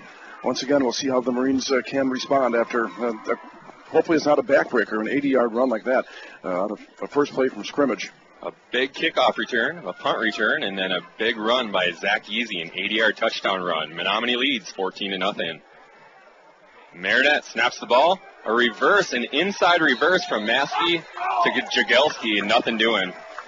Yeah, trying a little trickery there, and it didn't fool the Maroons, who actually forced a loss there of a couple of yards on the, like you said, on the little double handoff. So Marinette has a second down and 12 from the 28-yard line with 8 minutes, 49 seconds left in the first half, and they trail 14-0. Marinette up to the ball. Jonte Webb split left. They still haven't gone deep to him yet in this game. One short pass. Maskey in motion. He gets it. A little bit of room there. Nice run by Maskey. Gets about 5 yards on that. Nice little run. Yeah, setting up a third and one that's workable here, certainly attainable. And with Maskey, through almost a game and a half now, the Marines have had a hard time getting him untracked. Yeah, a lot of his inside runs, and that's mostly where he's getting it, is on that inside run. And like I said, he's had a hard time finding any room. Yeah, and he's got speed. If he can get through that first wave somehow, some way, then the Marines will start having some success. Third down and 7 from the 34-yard line, their own 34. Jonte Webb splits left. Jagelski with him. Johnson barks out signals, gets it. Rolls left. He's under pressure, and he's taken down. Nice play there by Jacob Rivard. Sack for Menominee. Yeah, just a huge loss, and Luke had no chance whatsoever there. As Rivard got the sack, but there was another Maroon who was bearing down on him as well, and it's going to be fourth and very long. And once again, the dangerous Molesky, number 15 for the Maroons, goes back deep to return this kick. Ethan Molesky back. He already had one huge punt return. It's fourth down and 17 for Marinette from their own 24-yard line. They trail 14-0. 7 minutes, 14 seconds left in the first half. Here's the kick. Nice kick. Beautiful punt. Drives him all the way back to the 30-yard line. Problem is, he has a lot of room. He goes left. He has room. He goes up the sideline, cuts back into the middle of the field, crosses midfield, all the way to the Marinette 42. Yeah, great kick, but I guess you could say he outkicked the coverage, but he got it at the 30, and Molesky actually even went back from there, and he circled around to the left, and like you said, nothing but he picked up a block, made a guy miss, and all of a sudden the Maroons are setting up shop at the Marinette 43-yard line. I actually think in high school that's even a worse thing to do is to outkick your coverage. Too much space for somebody like that. Yeah, when you got a speedster like that with some moves, dangerous territory. Menominee spreads out in the backfield. Nowak and Giese. Molesky in motion to the right. Here's the snap. Nowak looks to go left. He cuts it back in, inside and outside for a 12-yard gain. Shifty run.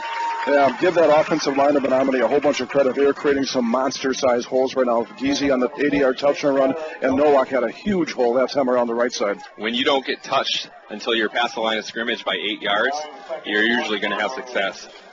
That's 4 first downs on the afternoon for the Maroons right now. Nowak has 20 yards on 3 carries right now for Menominee. Leading the Maroon attack. Looks like we have a timeout. I'm not sure who called it, but there is. It's actually an official timeout. The chain gang coming out. Oh, measurement.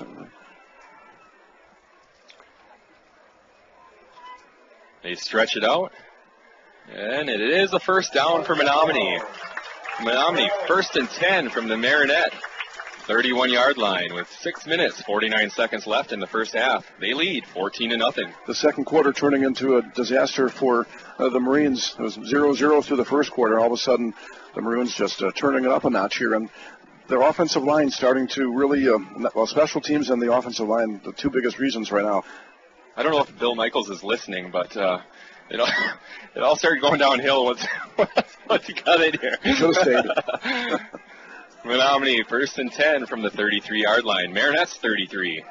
6 minutes, 49 seconds left in the first half. Menominee spreads out, 2 to the right, 2 to the left. Spencer Howell out to the left, far left for Menominee. Inside run by Giese. Bowls forward, and he's dragging Marines with him for an 8 yards hit. He was hit after 1 yard. Very impressive by Zach Giese. I mentioned before, we knew that he has power. He just showed that again there. And the speed on the 80-yard run. So when you got that combination, you got the full package. Zach Giese is over the century mark already. He has 106 yards with 2 touchdowns. And that 80-yard run was, of course, that'll help the stats. 2nd down and 3 for the Maroons from the 25-yard line of Marinette. Here's the snap. Nowak rolls left. Little short pass. Got it to Reisner. That should be a live ball. If they said Reisner had the ball, that's a fumble, but they blew it dead. Right away, and Connor Nelson would have gone for a touchdown. An easy touchdown. What happened was they rolled right, threw it to Reisner. Reisner grabbed the ball. As he grabbed it, he was hit. The ball popped up. Nelson had it. He would have had a touchdown easy. That was so close. You know, there's no replay in high school, obviously, but I thought for sure that was a fumble as soon as, obviously not. 3rd down and 3 for Menominee at the 25-yard line of Marinette. Reisner gets the snap. Inside handoff. Good job by Marinette to control that. Just a yard gain. Inside handoff to Nowak. No gain, actually. Yeah. 4th down. Yeah, 4th and 1 the way it looks here. Huge play right here for the Marines defense trying to stymie this offensive Menominee and not keep this drive going. I think this is the 3rd 4th and 1 we've had for Menominee in this game. Yeah, 2 for 2 so far. Big play here. 5 minutes, 33 seconds left in the first half. 4th down and 1 for Menominee. Here's the snap. Inside handoff to Giese, and he fights forward. About 7 Marines on top of him, and he won't go down until he gets the first down. Yeah, right around the 20-yard line. So they move the 6. 3-yard gain for Zach Giese. And the Maroons are 3 for 3 on 4th down and short conversions. I think they're maybe 3 for 4 overall, but in 4th and 1, they're 3 for 3 right now. It's nice to have that hammer when you need that 1 yard. Yeah, and they got that. The hammer and speed he's got. Yeah, with Zach Giese. Menominee gets the play from the sidelines. Howell brings it in for the Maroons. 5 minutes, 8 seconds left in the first half. Menominee leads 14-0. They're on Marinette's 21-yard line. Nowak in motion to the left. Here's a snap to Reisner. He goes left. Nothing doing there. Canine on the stop. Canine filled the hole and brought him down. Yeah, strung it out nicely and the minimal yardage. Gain of 1 for the Maroons. That brings up 2nd down and 9 with 4 minutes, 41 seconds left in the first half. They lead 14-0. Marinette looking for a play that will get their crowd into this game. It's kind of silent over here right now. All they need is one big play. 2nd down and 9 from the 25. Menominee spreads out Nowak in the backfield. He gets the snap, drops back, looks to throw, lets it go. The only person there was James Jagelski for the Marines, and he couldn't get to it. A little bit out of his reach. Yeah, James is fast, but not that fast. And tailback and receiver not on the same page that time. It was an out about 17 yards down the field, and the receiver went left, the pass went right. Incomplete. 3rd down and 9 for the Maroons from the 25-yard line. 4 minutes, 14 seconds left in the first half of the 109th M&M game. Menominee in tight in the single wing. This time, it's Kiefer Reisner in the backfield with Zach Giese. Molesky in motion to the right. Here's the snap. Reisner back. Throws it out to Molesky, but again, nobody there but a Marine, and it was out of the hand out of the reach of Jonte Webb. He couldn't get to it. No, Jonte Webb couldn't get to it because I think he was being held. He's talking to the official right now because he was trying to make a break on that pass. He read it beautifully, and he was trying to make a move towards the ball, but he couldn't because in his mind, I think somebody had a piece of him. Dangerous passes. You throw it to the other team on a pass on an out like that. If Webb gets that, he's in the end zone right now. Easily, yeah. 4th down and 9 for Menominee. Another 4th down. Another huge play for the defense. Nowak in the backfield this time for the Maroons. Molesky in motion to the right. Here's the snap. Nowak jump pass to the left, wide open. Peyton Molesky, a jump pass to the left. Peyton Molesky was wide open. 25-yard touchdown pass for the Maroons. What a great play. That was a great call by Coach Noah. Completely fooled the Marines. And like you said, the jump pass, you don't see it too often. But we saw it right there for still another touchdown here in the second quarter for Menominee. Another touchdown for Menominee. It's 20-0 right now with 4 minutes, 8 seconds left in the first half. Yeah, Fluke is 2 for 2 and make that 3 for 3. Yep.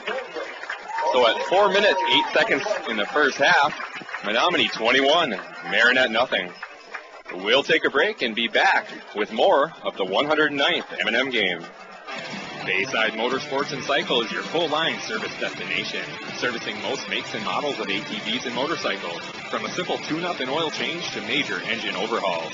Their expanded service department will have you back on your machines fast. Bayside Motorsports and Cycle also specializes in motorcycle and ATV performance work to keep you a step above your competition. Ask about their service specials. Bayside Motorsports and Cycle in Green Bay or at BaysideMotorsports.com.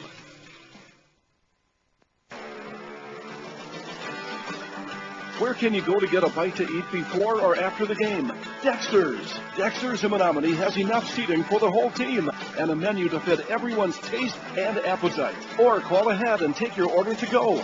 Dexter's looks forward to seeing you this year. Good luck to all M&M Sports participants. Dexter's, located on 10th Avenue in Menominee. Check out their menu online at dextersrestaurantonline.com and like us on Facebook. We are back at Walton Blesh Field. The kickoff goes out of bounds, hits one of the Maroon coaches. Marinette will take over with good field position at the 35-yard line. With 4 minutes, 8 seconds left in the first half, they trail 21-0. It happened really fast. Well, and there go a 4th down a conversion. We've been talking about the Maroons having success on 4th down. That was a 4th and 9, or I think it was 4th and 9, and they get the touchdown off of it. Yeah, that was a big play. You needed to stop them there. Well, they ran it so beautifully because it looked like it was going to be a running play. And then Nowak right at the offensive line, like the jump as he jumps up and threw it to Molesky, who was wide open. Marinette spreads Webb out to the left. Here's the snap. Jagelski gets it up the middle. He's fighting. There he goes. He has some room, and he's open. At the 40. At the 30. 20.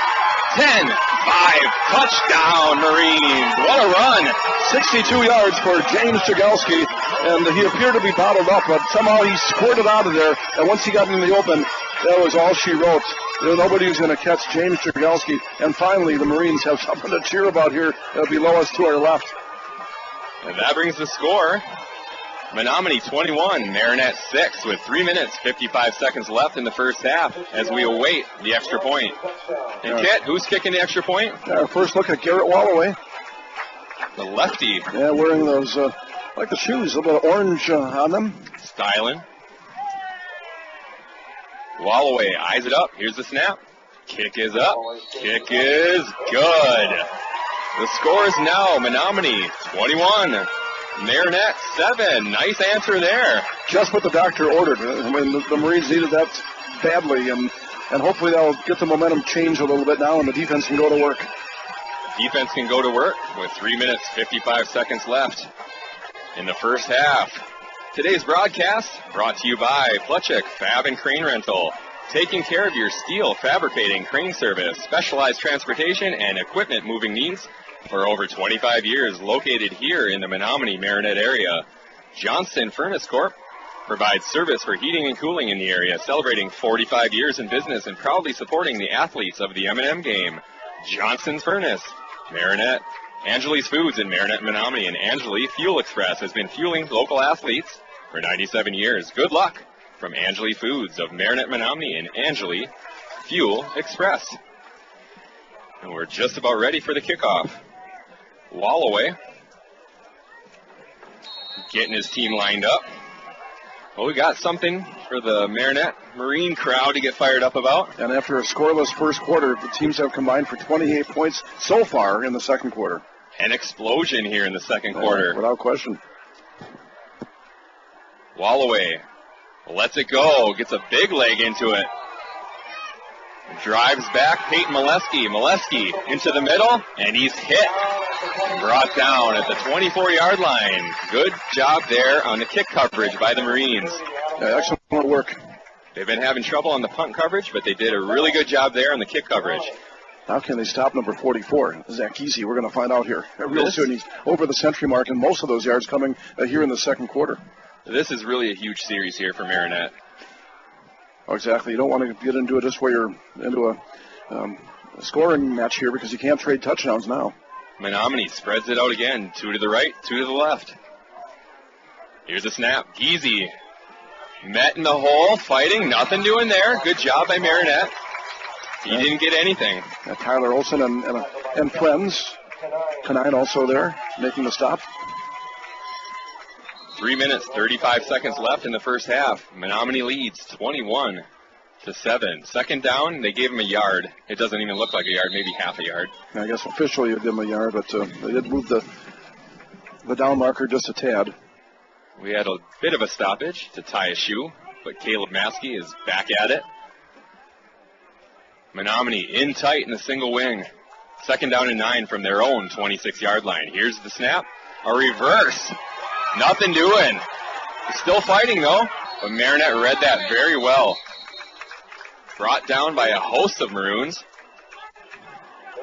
The player who stopped it, though, was Jonte Webb. He read the reverse and was there immediately. Oh, exactly, and then they got some help from his friends, and Nowak was trying with all his might to try to break out of that, but the Marines eventually did corral him for a short gain, and sets up a third and kind of long here, about 3rd and 6 the way it looks, maybe 7 for the Maroons. You got it. 3rd down and 7 from their own 28-yard line. Menominee leads 21-7. They spread out again, 2 to the left, 2 to the right. In the backfield, Nowak and Giese. Molesky in motion. Here's the snap. They throw to the right. Low. He never got a good hold of that. I don't think he got the laces. He tried to get it to Matthias, who we have not called all day. That's the first time we've said his name. Exactly, and great coverage by Jonte Webb out on Matthias. So it's probably a good thing that Nowak didn't get that pass out there because Jonte was right there. I think they're living dangerously on those outs on the outside because you have to have a big arm to get it there. Because he was on this side of the field and he was throwing it all the way across on the right side. You have to have a huge arm to get it over there. And the dangerous James Jagelski back around his 40-yard line awaiting this punt from the Maroons, and the Marines should get it in good shape here. Can he do it again? Can he find some room? Got plenty of time in the quarter, too. 2 minutes, 24 seconds left in the first half. Here's the snap. They fake it. Reisner rolls out to the right. He throws it to Giese, and Giese has the first down and a lot more. He's on the right side, all the way down to the 41-yard line of Marinette. Well, I tell you, what a gutsy call. Very gutsy. Man, you're deep in your own, relatively deep in your own territory. Certainly a place where you wouldn't expect the opposition to do a fake punt, and they get it to Giese, and yeah. Just a well-executed play. Unfortunately, the Marines weren't ready for it. They weren't ready at all. That was a 33-yard fake punt from Reisner to Giese. And that wasn't 4th and 1. That was 4th and, what, about 7, I think it was? That's right. 2 minutes left in the first half. We have whistles. Another equipment problem for Marinette. Stops the action. Today's broadcast brought to you by Dar Boys and Girls Club After School Program. We're back in action here. Menominee has it at Marinette's 41-yard line. Nowak drops back. He found Peyton Molesky on an in from about 10 yards away, and Molesky went through his hands. He was wide open. I was actually watching Tyler Olson, who put the hit on the man who threw the ball, and making sure it wasn't a late hit because Olson got some lumber on him. He's a big boy. This is a huge defensive set right now for the Marines defense because less than 2 minutes to go in this first half, down by 14 points. If all of a sudden the Maroons are up by 3 scores, Menominee gets the ball to start the third quarter. That could be all she wrote. It's tough, yeah. Menominee spreads out, 2 to the right, 2 to the left. We have Reisner in the backfield this time with Giese. Snap to Reisner. A little wide receiver screen to the left to Ethan Molesky. Molesky, nice pickup there. He picked up 7 yards.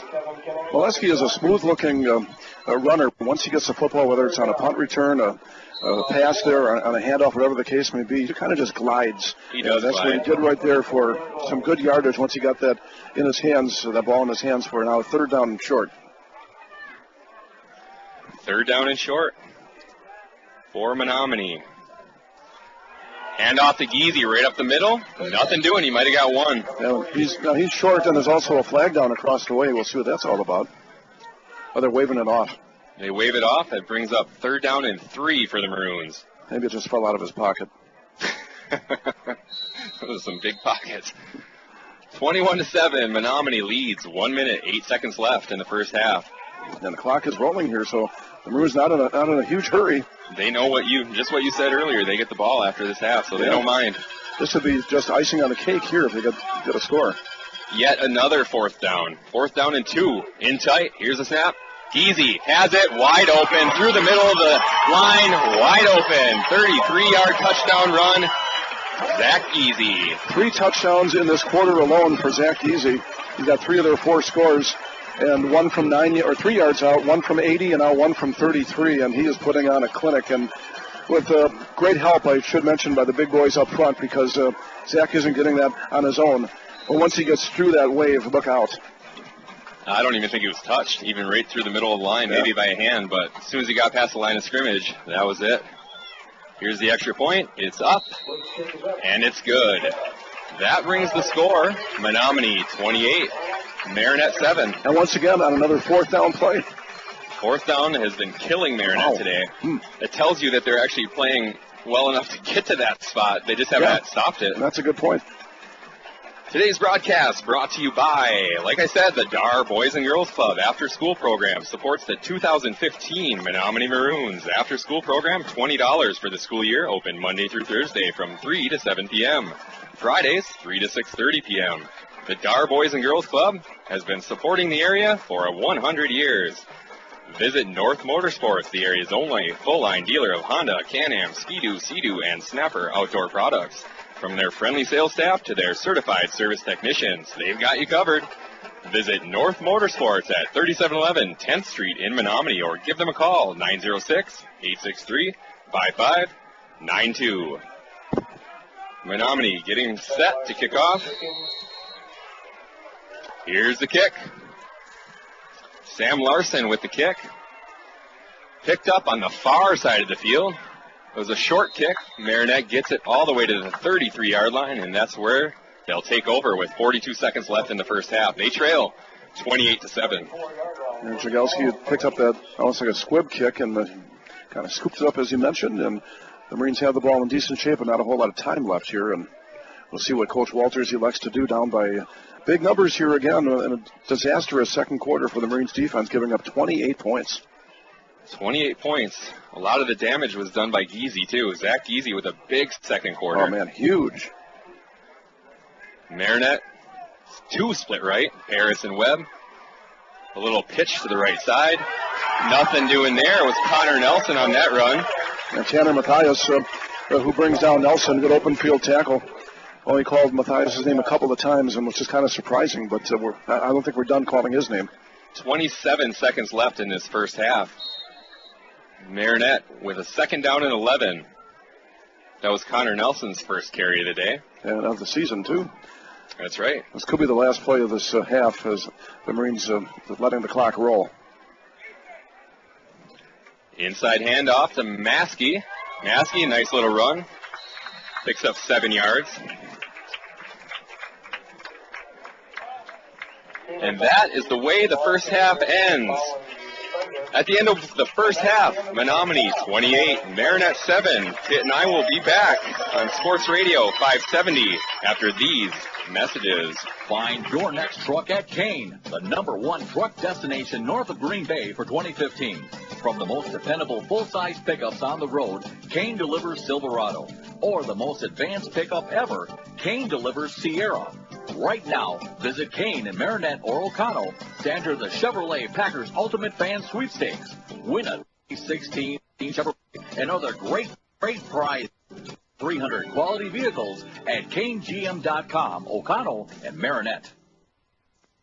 Hi, this is Paul, CEO of the Menominee County Federal Credit Union. We are proud to sponsor high school sports on Bay City Radio, and we encourage all of you to support high school athletics as well. We know there's no better way for our young people to learn the lessons of life than by competing in sports. The Menominee County Federal Credit Union, where you dream the dream, will help make it come true, with locations in Powers, Kearney, Stevenson, and Menominee. Persons living or working in Marinette and Menominee counties are eligible for membership.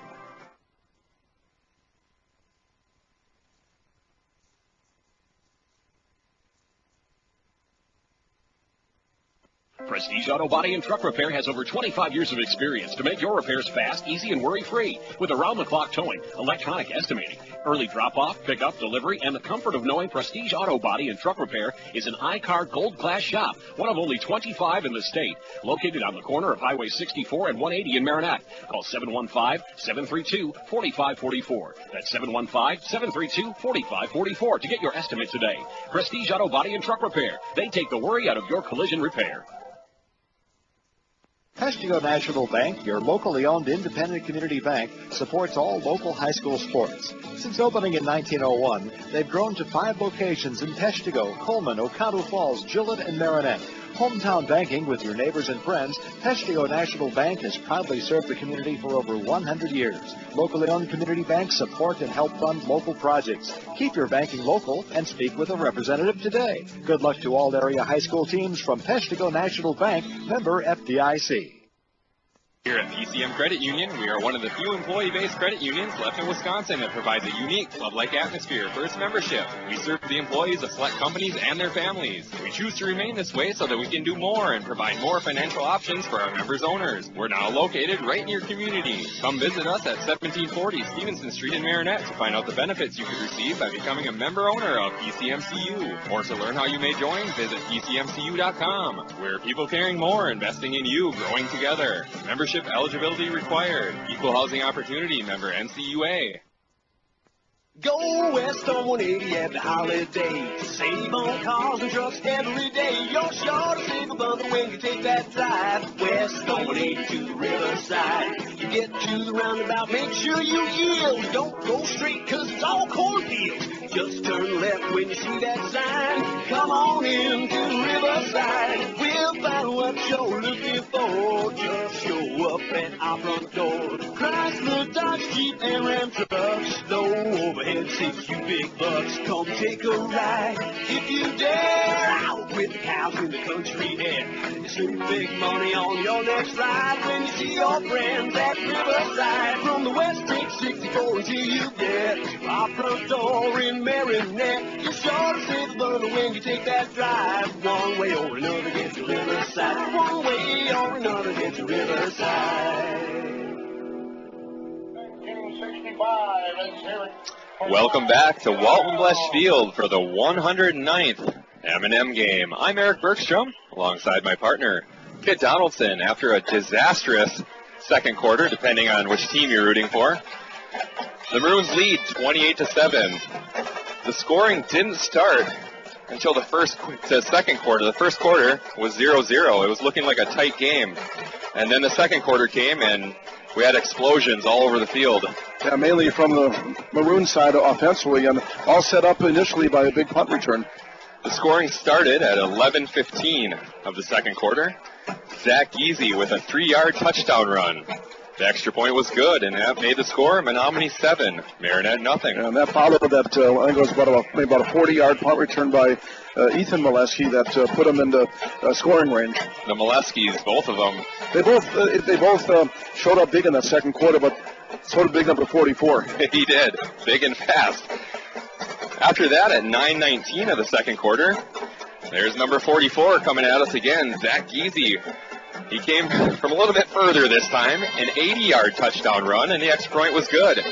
That brought the score to Menominee 14, Marinette nothing. Menominee was not done. At 4:08 of the second quarter, we had a 25-yard touchdown pass from Nathan Nowak to Peyton Molesky. Peyton Molesky this time. The extra point was good, and it was 21-0. Yeah, and that was on that.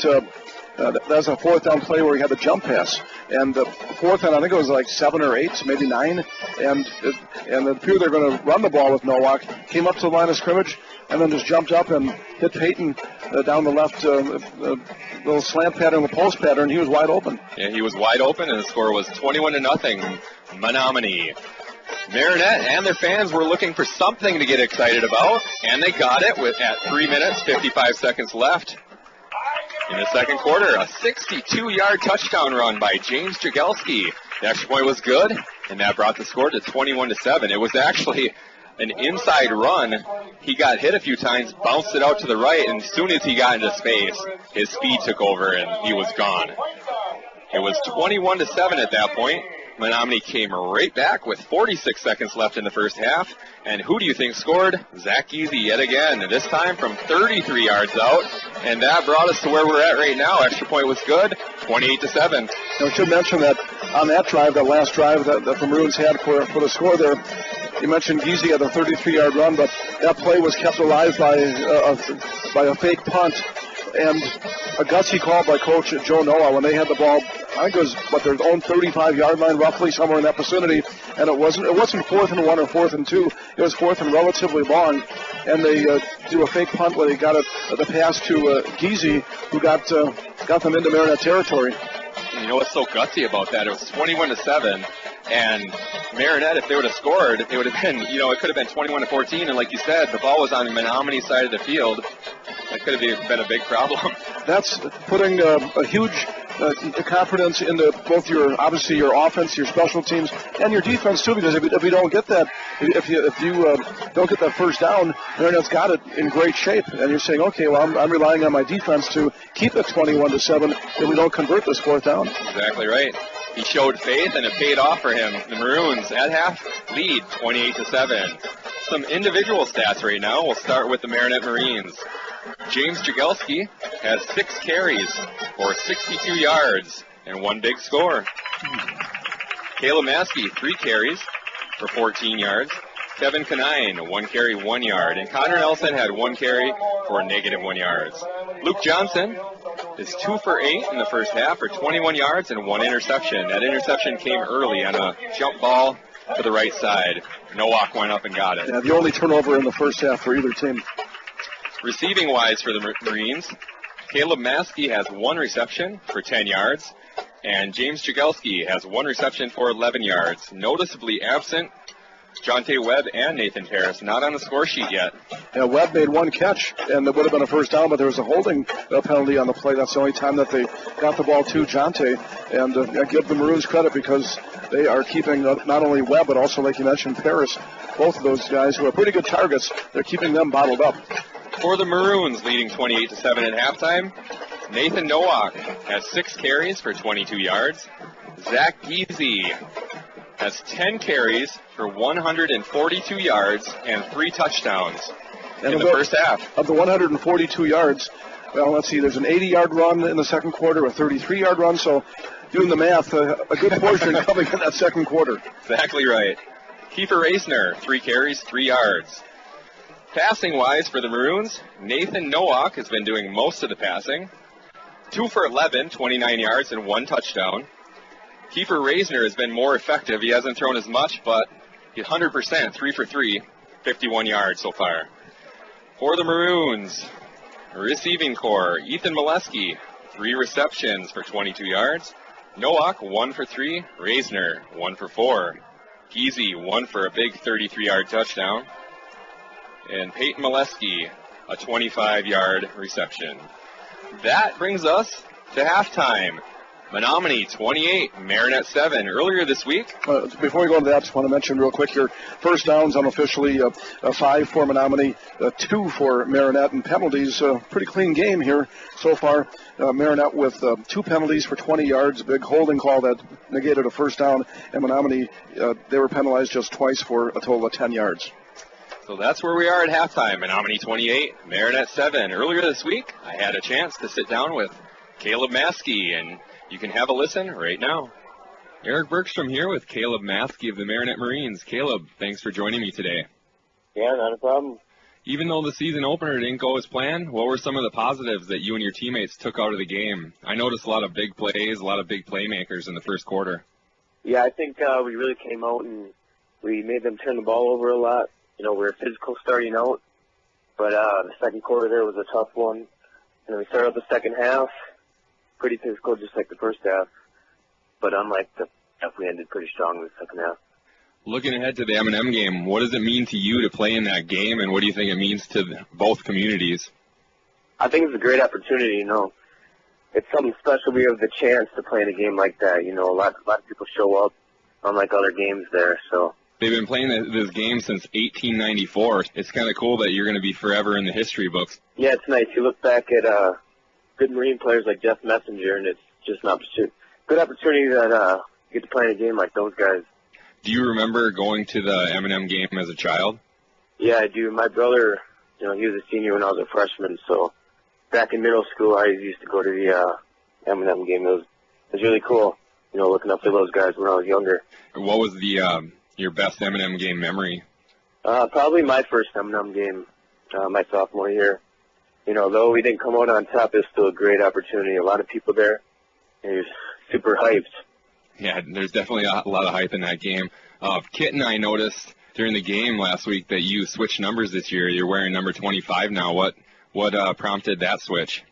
Oh, me and my buddies always joke around about Melvin Gordon, so there you go. I figured, you know what, I'll try out 25 this year, see how it goes. Very nice. We'll be looking for some plays like Melvin Gordon this next weekend. He's a guy that uses the stiff arm, so. Is he your favorite player, or who is your favorite player in NFL? I'm an Adrian Peterson guy, but Melvin Gordon's going to be up there once he gains the experience. You're a Peterson guy. Are you a Vikings fan or are you a Packers fan? I'm a Packers fan, but a Peterson fan. All right. Yeah, it's kind of a traitor there, but you're all right. Who do you model your game after? Is it Adrian Peterson? Yeah. Oh yeah, definitely. This year's M&M week probably feels a lot different from other years because it comes so early in the year. Does it feel that way to you? Yeah, it does. We're not in school yet, so we have a lot of time to prepare, a lot of time to watch film. So they got a really tough offense to look at. A lot of film, a lot of preparation. A lot of preparation. Menominee, their first game is against you, so like you said, you haven't had a chance to scout this team, but both teams know each other so well. Do you think it's going to come down to just who executes the best and who makes the least amount of mistakes? Yeah, like in the past, you know, we look at Menominee and they're perfectionists, you know. They don't really make that many mistakes, and that's why they win games, you know. It's tough to stop the offense, and I feel like if we can stop the run game, we should have a pretty good chance. What would it mean to you, your teammates, the city of Marinette, if you could win that game on Saturday? It would mean everything to us, you know. If we had won a game, the M&M game since 2008, so I'm sure it'd make those guys happy, too. Hey, Caleb, I want to thank you again for joining me today. I really appreciate it. Oh, not a problem. Thank you. And good luck on Saturday. Thank you. Hope to see you there. I want to thank Caleb Maskey again for the interview. Very great interview. Nice kid. Yeah, good interview. I like those interviews you've had so far with the players. Of course, you had a chance to chat with a couple of Marines so far, Connor Nelson last week, and now Caleb Maskey this week, and hopefully more to come. It's really great, kid. I started this a couple weeks ago, and I've been telling people what great kids these guys are. You don't know that until you actually get to sit down and talk to them. And great kids, well-spoken. Their manners are impeccable, which I was surprised about. Thank yous and just great kids. And not only that, we as broadcasters and, of course, fans, too, a lot of times if we don't know the kids, you only see them, of course, on the football field with their helmets on, and you don't even, a lot of times you don't even see their faces because we're wearing the helmets. So the good thing is now you get to know them a little bit. You know, number 25, now you know a little more about him. And we're going to keep doing that throughout the year so the Marines fans can get to know these kids because, like I said, I've had a great time, and I know you got to know them just from listening to these interviews. Exactly, yeah. Job well done. Thank you very much, and thank you to Caleb Maskey. Job well done by him as well. We have about 3 minutes left before the start of the third quarter. Menominee leads 28-7. We'll see if Caleb Maskey can channel his inner Melvin Gordon and get the Marines back into this game. Maybe Adrian Peterson, who knows? There you go. Today's broadcast brought to you by New UP Dental. The offices of Dr. Shetter, Park, and Engelman proudly support the Menominee Maroons in their advance to the playoffs. Call to make an appointment at 906-863-2206. Dr. Shetter, Park, Engelman of New UP Dental at 906-863-2206. They are dedicated to optimum oral health. Eckmeyer Heating and Sheet Metal of 1212 18th Avenue, Menominee proudly supports the Menominee Maroons. Wisconsin-Michigan Insurance Agency wishes the best of luck to the athletes of the M&M Game. Serving both Marinette and Menominee counties, see Wisconsin-Michigan Insurance for all your insurance needs. Kane, driving you to the game as the #1 truck destination north of Green Bay. Kane Chevrolet, Buick, GMC, O'Connell, Marinette. Stevenson Bakery proudly supports the Menominee Maroons and Marinette Marines. I didn't see any donuts or anything up here, but I do love Stevenson Bakery, though. Lots of good food for my sweet tooth. Shameless plug. You got it. Bay City's insurance group of Marinette and Crivets Insurance Agency would like to wish both teams good luck this season. They offer a wide range of insurance coverage for auto, home, health, life, and more. Fletchick Fab and Crane Rental, taking care of your steel fabricating, crane service, specialized transportation, and equipment moving needs for over 25 years. Located here in the Menominee Marinette area. Also, Johnston Furnace Corp. provides service for heating and cooling in the area, celebrating 45 years in business and proudly supporting the athletes of the M&M Game. Johnston Furnace, Marinette. Angeli Foods in Marinette, Menominee, and Angeli Fuel Express has been fueling local athletes for 97 years. Almost as long as this game. Good luck from Angeli Foods of Marinette, Menominee, and Angeli Fuel Express. Also, the Dar Boys and Girls Club after-school program supports the 2015 Menominee Maroons. After-school program, $20 for the school year, open Monday through Thursday from 3 to 7 p.m. and Fridays 3 to 6:30 p.m. The Dar Boys and Girls have been supporting the area youth for 100 years. Visit North Motorsports, the area's only full-line dealer of Honda, Can-Am, Ski-Doo, Sea-Doo, and Snapper outdoor products. From their friendly sales staff to their certified service technicians, they've got you covered. Visit North Motorsports at 3711 10th Street in Menominee or give them a call at 906-863-5592. All right, good job, Eric. Soon to come, of course, the second half here. Don't forget the post-game show will come to you live from Dexter's. We're going to simulcast on with Sports Radio 570 and Hometown Radio 103.7 FM. And joined by Josh Kellner, of course, who does the Menominee games on 103.7. So we'll join forces for the post-game show. Probably we're looking maybe 4:30. We're going to have an hour-long post-game show from Dexter's. So join us there. Grab a pizza, bite to eat, whatever the case may be, and going to have fun over at Dexter's for the post-game show. Great food there. Make sure you come on down and have some food. Talk to us. We'll talk about this game, which is just about to get underway in the second half. And we are tentatively scheduled to be joined by both coaches via the telephone, both Coach Noah and Coach Walters. Marinette lines up. Garrett Wallaway, he of the orange shoes, getting ready to kick off. The big lefty, the big leg.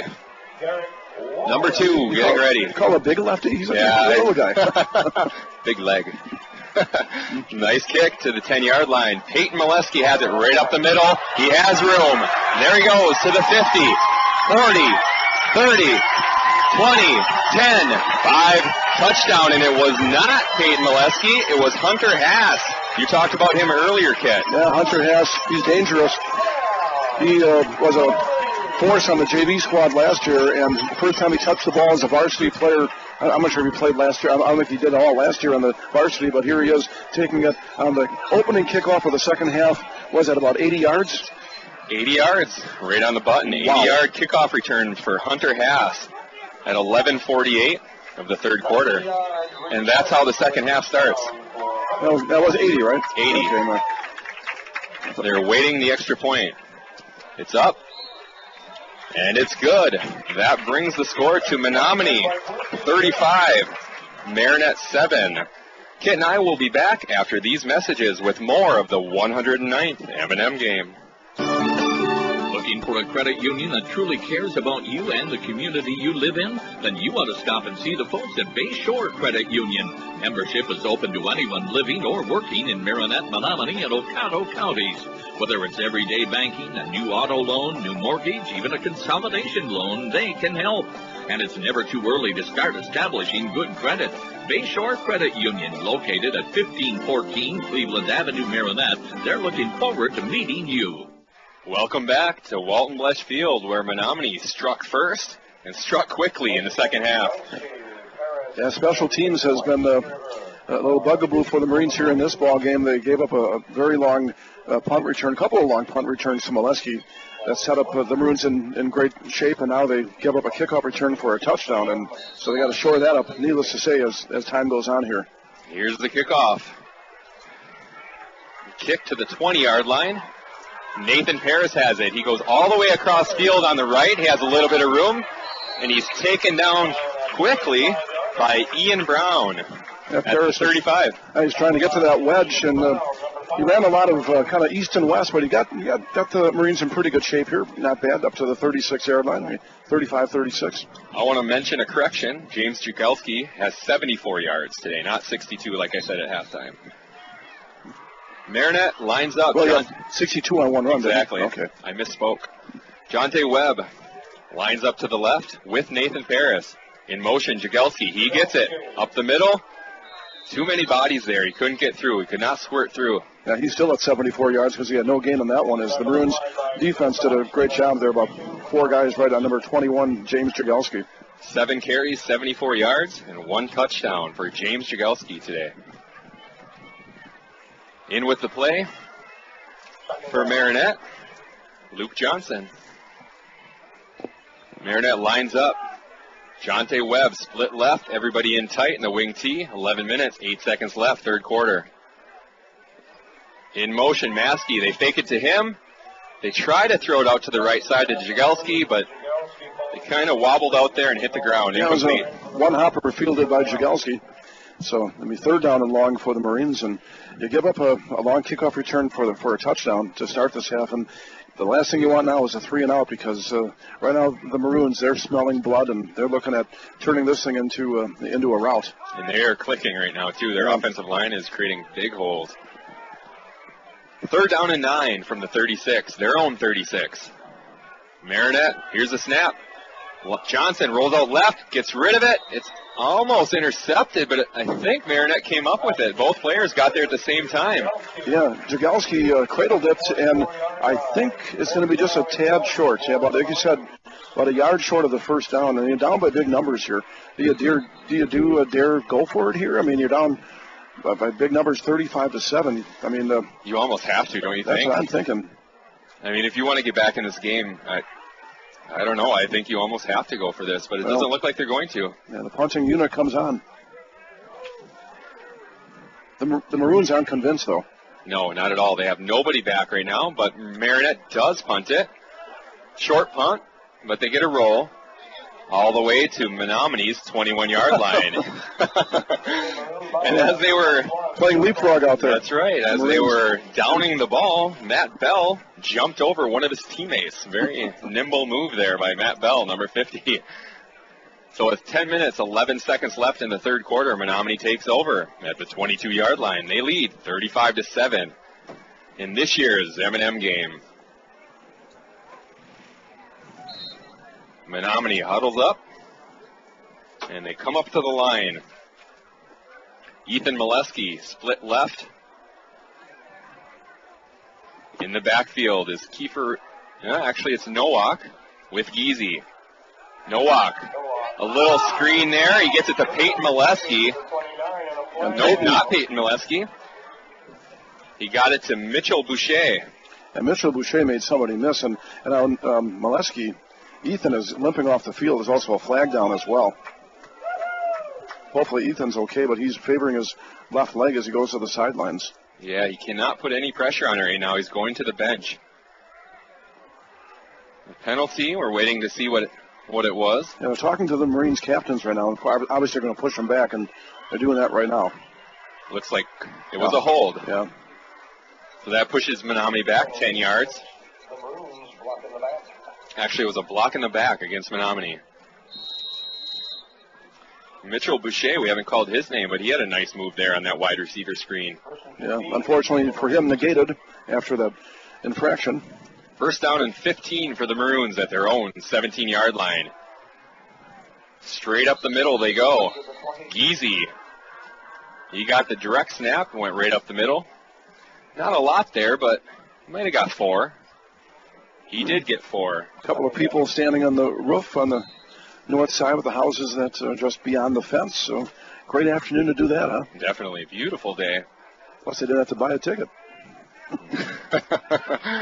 Always the bonus. But it's money well spent.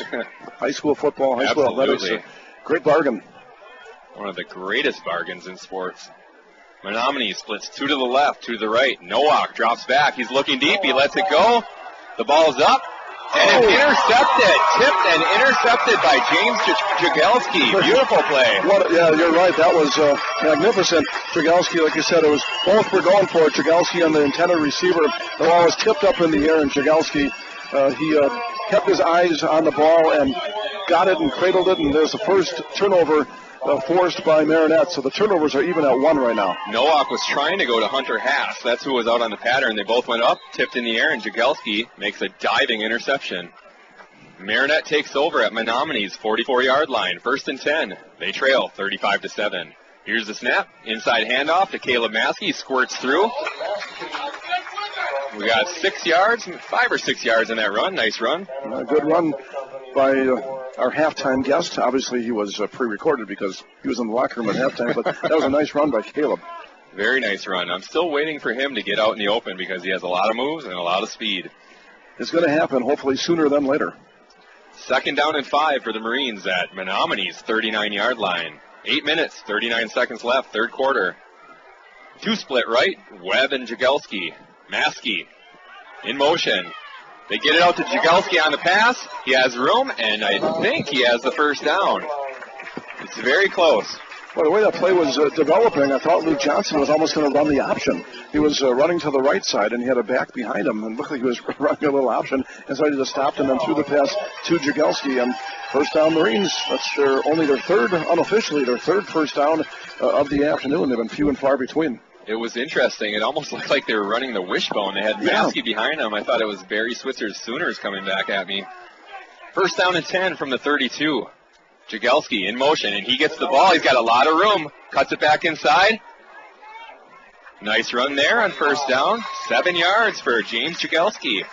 Now he's over 80 yards on the afternoon. Doing a good job. I thought he was going to break it out, string it out, because it looked like he had a lot of room there. And then he made a nice cut to cut it back to the inside to get those 7 yards. Marinette, 2nd down and 3 from Menominee's 25-yard line. 8 minutes left in the 3rd quarter. They trail 35-7. Webb splits out right. Everybody else in tight in the wing T. Luke Johnson awaits the ball. He gets it. Looks to throw. He goes deep. There it is to Webb. And we have a touchdown, Marinette. 25-yard touchdown pass to Jonte Webb. Well, you kind of knew it was going to come at some point where they'd take a shot downfield with number 85, Jonte Webb, and that time they do it with success. And when you got a jump ball situation, Webb, you're going to win it most of the time. And there you go. They finally get Webb in the clear, and the Marines, their 2nd touchdown of the afternoon. I'm actually surprised it took that long because last year that was one of the things that really hurt Menominee that Marinette had going last year was that jump ball pass. Awaiting the extra point. Wallaway kicks it up, and it's good. So at 7:44, the 3rd quarter, Marinette answers. It's now Menominee 35, Marinette 14. Kit and I'll be back after these messages. Kim Barrett and all the staff of Tri-City Physical Therapy and Sports Medicine of Marinette are committed to get you back to your quality of life. Tri-City Physical Therapy has been in business for over 25 years and specialize in the treatment of shoulder, knee, and back, as well as general physical therapy. Let them help you overcome pain after an injury or disease. Tri-City Therapy and Sports can provide you with the most skilled and personalized rehabilitation treatment plan possible to help you get back on track. Tri-City Physical Therapy and Sports Medicine at 602 Wells Street in Marinette. Bayside Motorsports and Cycle is your full-line service destination, servicing most makes and models of ATVs and motorcycles, from a simple tune-up and oil change to major engine overhauls. Their expanded service department will have you back on your machine fast. Bayside Motorsports and Cycle also specializes in motorcycle and ATV performance work to keep you a step above your competition. Ask about their service specials. Bayside Motorsports and Cycle in Green Bay or at BaysideMotorsports.com. Welcome back. It's now Menominee 35, Marinette 14 on that big 25-yard touchdown pass from Johnson to Webb. Walloway kicks it off. A high kick. Hunter Haas has it at the 15-yard line. He goes up the middle. He's met there, but he bounces outside to the left, Kit. He's open at the 40. At the 50, needs one block. He has it. He's going down the sideline to the 30. 20, cuts it back into the middle of the field, all the way across the field. For a touchdown. He took it from the 13-yard line. That's a second kickoff return for a touchdown in this quarter, and I don't believe there's any flags down. No flag. I thought I heard somebody yell holding. There is a flag. Okay. It was, and it's against Menominee. It's coming all the way back. That was an 87-yard kickoff return for a touchdown. It's going to be from the spot on the field where the hole took place, and the official is right around the 46 of Marinette, I believe. Both sides, listen to the fans below us. There's a little bit, I guess, a discussion whether this was actually a hold. But is it really a discussion? I don't know. I'm being kind of yelling back. Be political. But Hunter Haas, even without that holding call, I might tell you, what a run! What a kickoff return. But shifty though, making people miss, waiting for the blockers, like you said. They're marking it off from the 45 of Marinette. So Marinette catches a break there, a huge break. Menominee, the ball comes all the way back to their own 44-yard line, and that's where they'll start with 7 minutes, 26 seconds left, third quarter. 4 penalties for 30 yards on the Maroons here on the afternoon. First and 10 from their own 44-yard line. They lead 35-14. Single wing, in tight. Nowak gets the snap, goes up the middle. He squirts through again. He's still running, and he's taken down after a 14-yard gain. I know we've said that a few times, all this squirting through business, but they keep going through these tiny little holes, and then it breaks open. Well, the Marines, what they need to do is they got to wrap up. There's Nowak and Giese and some others are having some nice runs, but they're dragging people with them, and you got to wrap up and wait for some assistance. You got to start gang tackling. Menominee into Marinette territory. Easier said than done sometimes. From the 42-yard line, first and 10 for the Maroons. We have Giese and Nowak again in the backfield. Snap to Nowak. He breaks it outside. He has room. Webb gets there, though, but not after an 8-yard pickup. A huge yardage on first down, and you put Menominee or any team into a second down and short, you're asking for trouble. This is kind of starting to look familiar with these Maroons teams. Giese at one point was doing all the damage. Now they're going to Nowak, and then there's different areas they can go to. Exactly. So many weapons, and I'm sure on the postgame show we'll talk to Coach Noah about that because they keep coming at you. Second down and 2 for the Maroons from Marinette's 34-yard line. 6 minutes, 18 seconds left, third quarter. Snap to Giese, direct snap. Goes right up the middle, right at the sticks. He may have got it. Yeah, we'll see maybe a measurement, but he's right in the vicinity. They gave it to him. And Giese's getting up. He's actually 148. Just on his feet right now, so he was banged up just a little bit. And Ethan Molesky went out before. Haven't trying to find him on the sidelines. Menominee with a first down from Marinette's 31-yard line. Nathan Nowak, who was kind of quiet earlier, now has 44 yards on 8 carries. It's good average. Good 1-2 punch right there. You throw in a few others. Turns into more than a 1-2 punch. In the backfield for Menominee, Zach Giese and Nathan Nowak again. Nowak sprints left, looks to pass, wide open. Peyton Molesky again. 31-yard touchdown pass from Nathan Nowak. They're doing Peyton Molesky. And they're doing it in a wide variety of ways here this afternoon out of the Maroons. They've scored through the air, on the ground, and even a special teams touchdown as well, and the complete package, and that puts them over 40 points, and that'll make it 5 years in a row. Well, if they get the extra point here, that'll be 5 years in a row where Menominee has scored at least 42 points against Marinette in the M&M game. TD pass, 31-yard touchdown pass from Nowak to Peyton Molesky. And Fluke is now 5 for 5 in extra points. The extra point is good. The score is now Menominee 42, Marinette 14. 6 for 6, excuse me. 6 for 6. We were wondering who Menominee was going to have for receivers. We're starting to realize where they're going for big plays. Peyton Molesky is one, Ethan Molesky is another, and the one person I thought was going to do a lot of damage today, I haven't called his name except it wasn't even for a reception. Tanner Matthias, I thought he was going to be a big problem today. And the thing is, that's actually good news for Menominee fans because you know he's going to be a weapon for them. They haven't needed him or whatever reason. Maybe there's been good coverage on him, but you know that eventually number 49, Tanner Matthias, is going to be a big part of this offense, and that just goes to show you that they spread the wealth around and. You know, a lot of wealth to spread around. And you know what else he does well? Block. So that may be why we haven't called his name, because he is a big body, and I'm sure they're using him as that. Doing the dirty work. The dirty work that gets you victories. All right, with 5 minutes, 38 seconds left in the third quarter, Menominee leads 42-14. Here's the kick. High kick.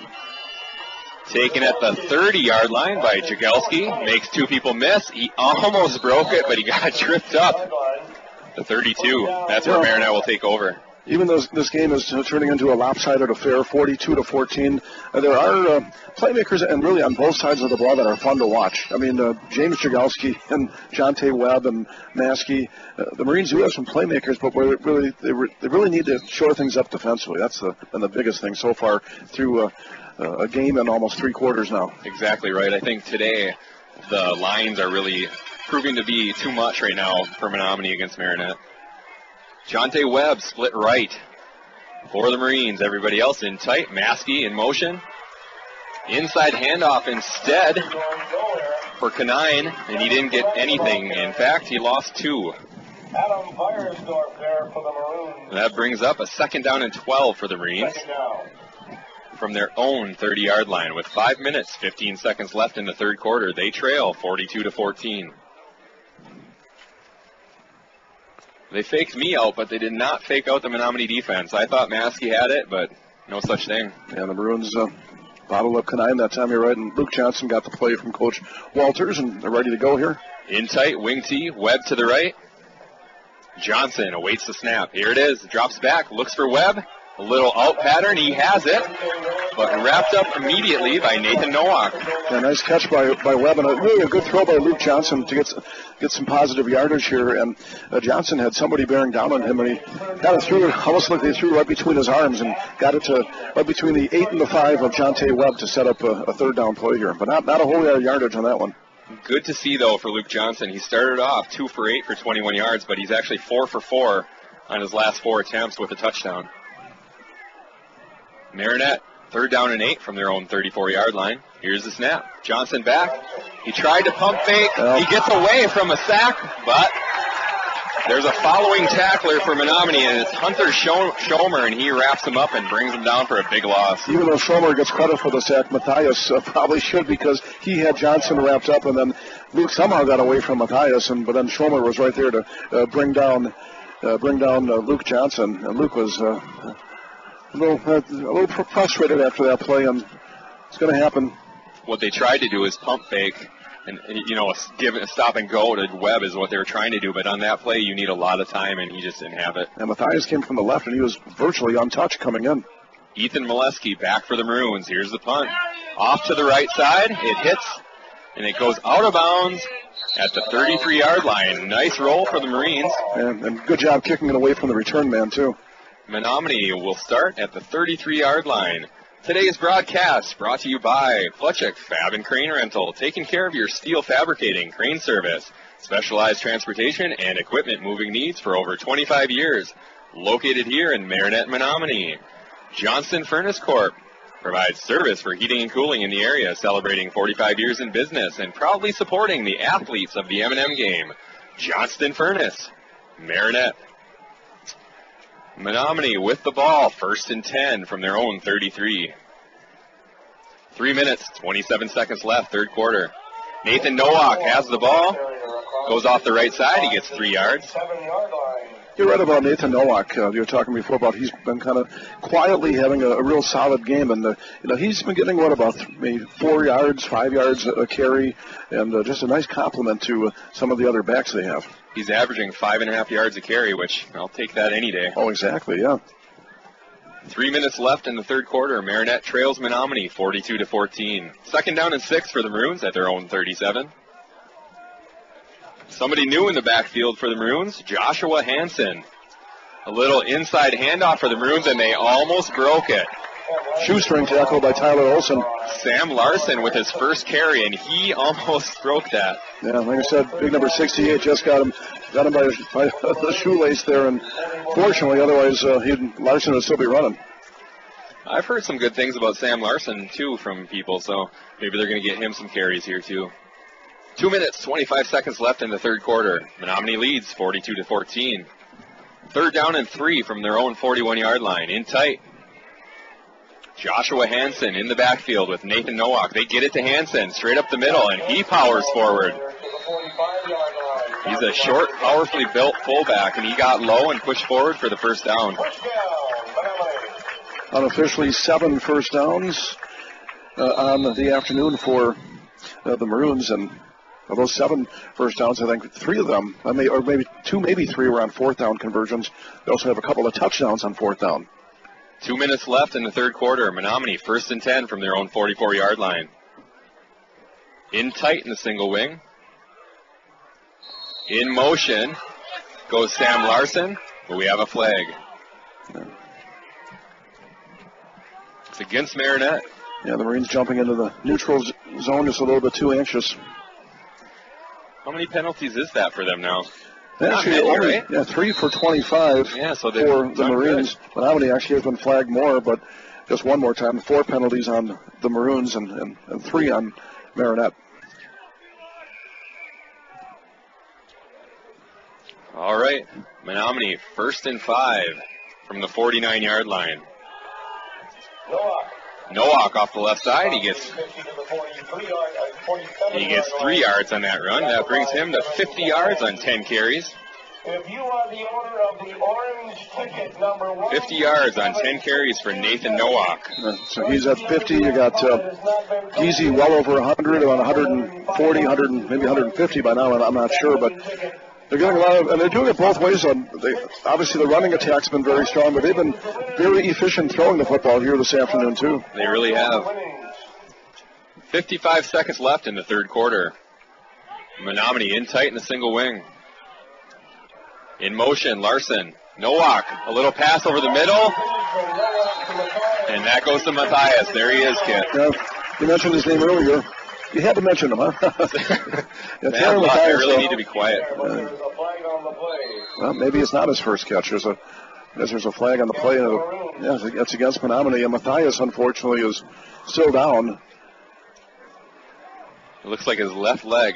The trainers are out to look at him. It could be a cramp. Hard to say. While he's getting looked at, we'll take a quick break and be back from the 109th M&M Game.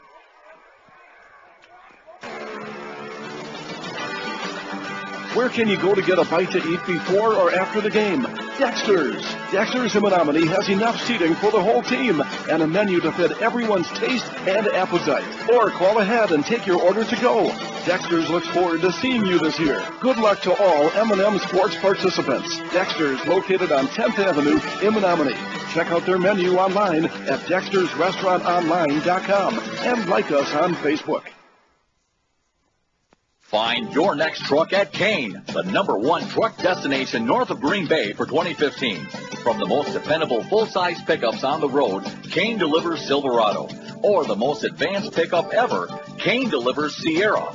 right now. Visit Kane in Marinette or O'Connell to enter the Chevrolet Packers Ultimate Fan Sweepstakes. Win a 2016 Chevrolet and other great prizes. Over 300 quality vehicles at KaneGM.com, O'Connell and Marinette. Hi, this is Paul, CEO of the Menominee County Federal Credit Union. We are proud to sponsor high school sports on Bay City Radio, and we encourage all of you to support high school athletics as well. We know there's no better way for our young people to learn the lessons of life than by competing in sports.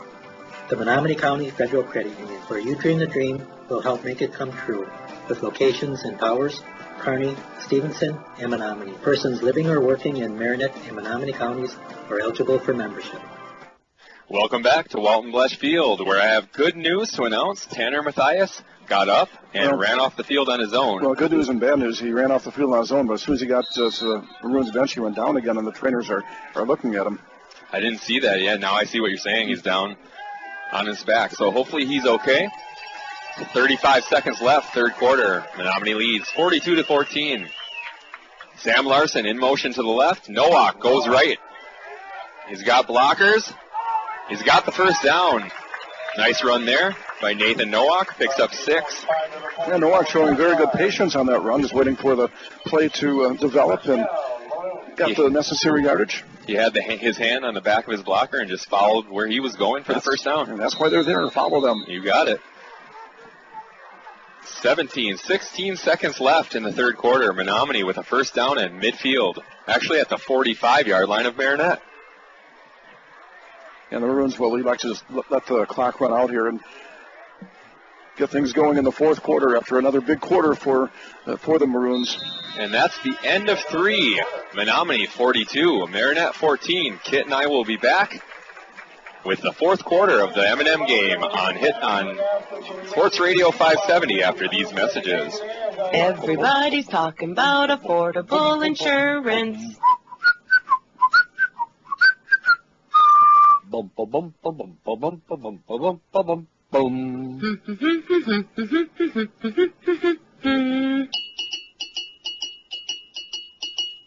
Call Affordable Insurance today at 864-5000 and find out why everybody's talking about affordable insurance. Welcome back to the 109th M&M game. At the end of 3, Menominee leads 42-14. Menominee in the third quarter put up 14 points. Marinette with 7 points. In the third quarter, there was an 80-yard touchdown kickoff return by Hunter Haas, followed by Marinette with a score of their own, a 25-yard touchdown pass from Johnson to Webb, and then we had a 31-yard touchdown pass by Menominee from Nowak to Peyton Molesky. Yeah, one more score here by the Maroons with the extra point. That would make it a running clock. We certainly don't want that here in the M&M game, if we're looking at it from the Marinette perspective, and trying to battle back and hopefully make it interesting here, but the Marines on defense here to get things rolling. The start of the fourth quarter. Menominee in tight in the single wing. Snap it to Kiefer Reisner. He goes up the middle. Picks up 3. Reisner now with 6 yards on 4 carries. He has not been able to get going, but his teammates, a few of the others have. Very few negative plays. So when it comes to the running game for Menominee today, probably not a whole lot of minuses on that score sheet of yours. Not at all, and the reason is a lot of them are quick hitters. They don't really do side to side. Right, a lot of it's right up the middle. The old line's getting that push right off the ball too. Menominee in tight again. Joshua Hansen in the backfield. This time they get it to Jacob Stebbins. Stebbins was in the backfield, and he gets a yard. Another new ball carrier for the Maroons. Do you have enough lines there on your sheet? I think I'm going to need some more. We might need a Xerox copier. I'm getting close to running out of room here. 1 yard for Jacob Stebbins. He entered and gained a yard. And Coach Noah, I like what he's doing too, where he's getting a lot of players into the game. And it's a thrill to play in the M&M game. And I mean, being on the team and then getting in any fashion is just a thrill that you'll take with you for the rest of your life. Exactly. 3rd down and 5 for the Maroons from Marinette's 40-yard line. Reisner rolls out left. He tries to get it to Mitchell Boucher, but it hits at his feet, incomplete. That's Reisner's first incompletion of the game. And if the Maroons don't go for it here, the only reason they won it is because they're up 42-14, but they're at the 45 in Marinette territory, a 4th and 5. So I got a feeling they'll still go for it here. Most of the time they would. Yeah, but the only reason they may not is because of the big lead, but it looks like they're going to go for it. Reisner in the backfield with Joshua Hansen. Single wing in tight. Yeah, but now they split out to the left, to the right. Looks like they're going to kick now. And they do. Reisner, a high kick. Very high. Bringing rain. Hopefully not. It bounces at the 5 and into the end zone. Peyton Molesky was there trying to get it down at the 1, but he couldn't get there. Yeah, that was almost a great punt, a great hang time, but unfortunately for the Maroons, they got too good of a bounce. It ended up bouncing into the end zone. So Marinette will take over at the 20-yard line with 10 minutes, 43 seconds left in the ball game. They trail 42-14. Today's broadcast brought to you by Angeli Foods and Marinette Menominee. Angeli Fuel Express has been fueling local athletes for 97 years. Good luck from Angeli Foods of Marinette Menominee and Angeli Fuel Express. Marinette up to the line of scrimmage. Split out left is Paris and Webb. Inside handoff to Canine. Nice little pickup there of 5 yards. Yeah, nice first down play of 5, as you mentioned. And thanks to everybody for listening this afternoon, and new ways to listen to our broadcast here in 2015. A lot of different ways to catch the broadcast, and whether it be right here on Sports Radio 570, via the internet, and a lot of different ways, and all over the country and maybe even the world, people tuning in. That's right. Now you can get it on TuneIn Radio as well. Just search Sports Radio 570. Marinette gets it. Johnson fakes the handoff, takes it himself, and I bet you he wishes he didn't, because he hit 3 Maroons and they drove him back. He was treated rather rudely that time by the Maroons' defensive front. Luke Johnson has first carry, and now a third and relatively short coming up for the Marines, trying to keep this drive alive deep in their own territory. 3rd down and 4 for Marinette. 9 minutes, 47 seconds left in the ball game. They trail 42-14. Again, join us for the post-game show from Dexter's. We'll talk more about that as we go on here, but we're going to be there shortly after this game concludes. Randy is not giving up, kid. He's out there trying to get the crowd going. Number 13. Yep. Johnson, quick snap, fires it out to the right side. Nice play there. Nate Paris catches it after about 7 yards, moves it inside, and picks up another 5. Nice 12-yard gain there for Nate Paris on that reception. Move the chains. Luke Johnson, 5 for his last 5 with a touchdown.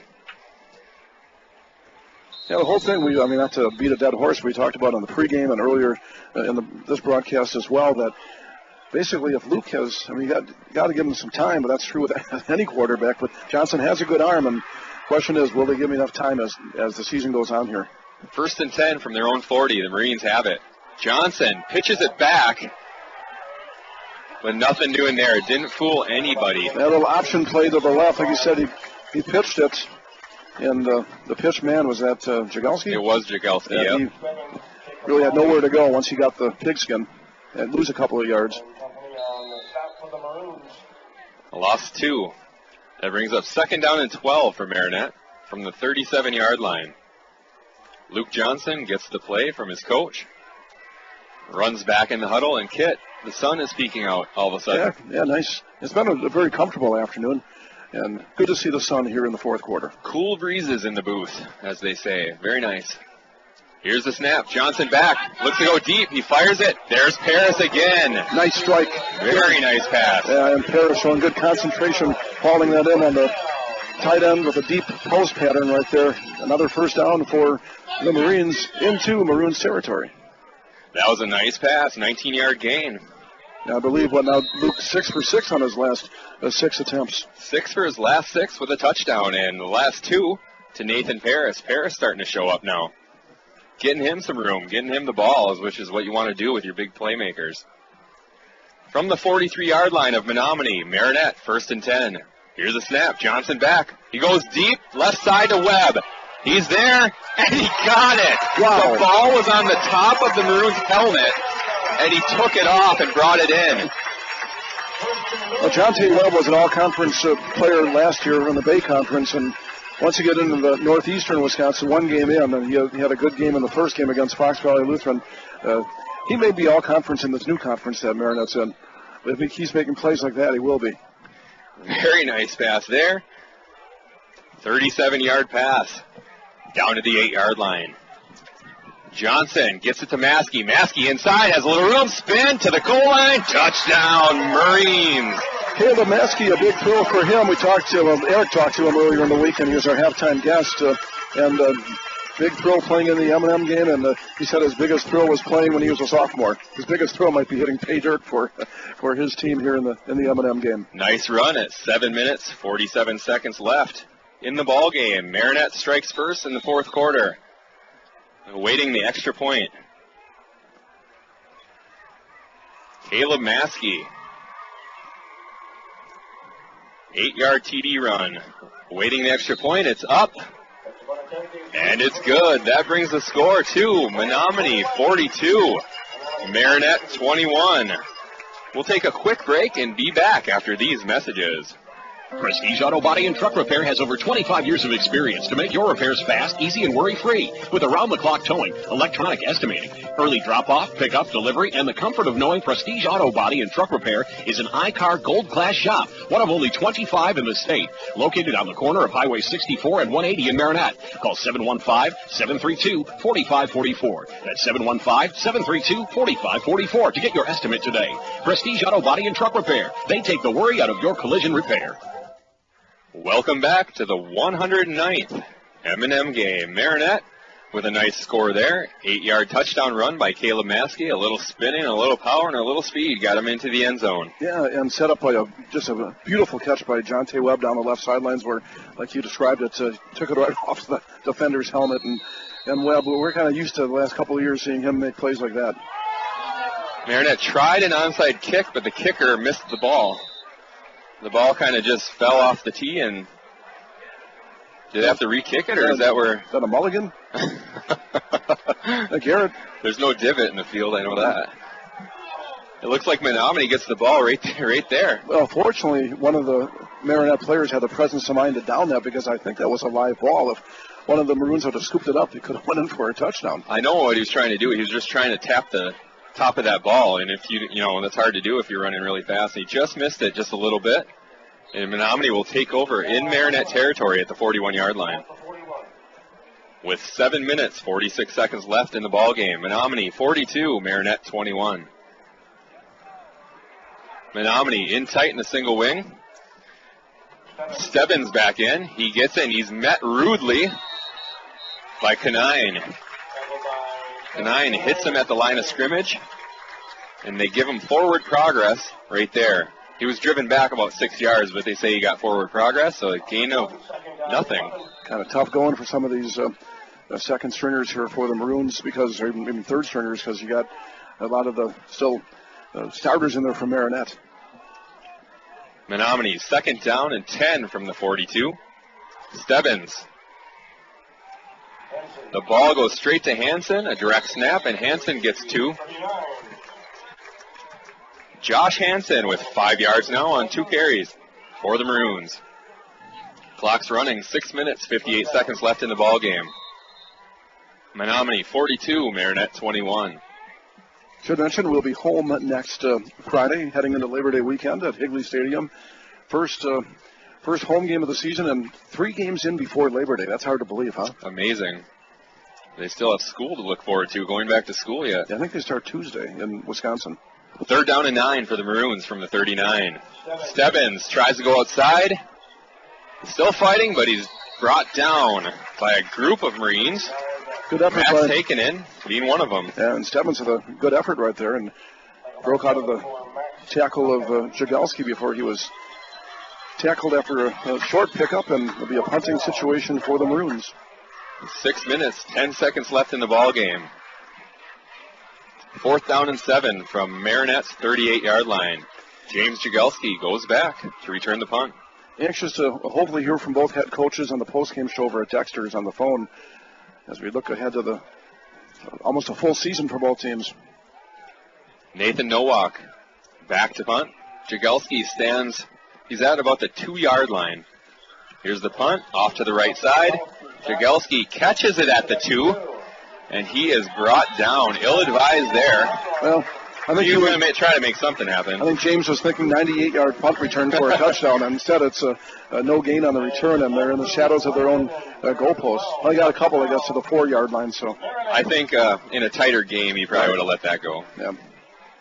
So Marinette takes over at the 2-yard line. Now, both these teams are going to be seeing different opponents. Of course, Marinette in the new conference now, and Menominee's got some different teams on their schedule too. So it'll be a very interesting season. Menominee has Kewanee, who's new, and DeWitt, which DeWitt has only lost twice in the last, I think, 2 or 3 years.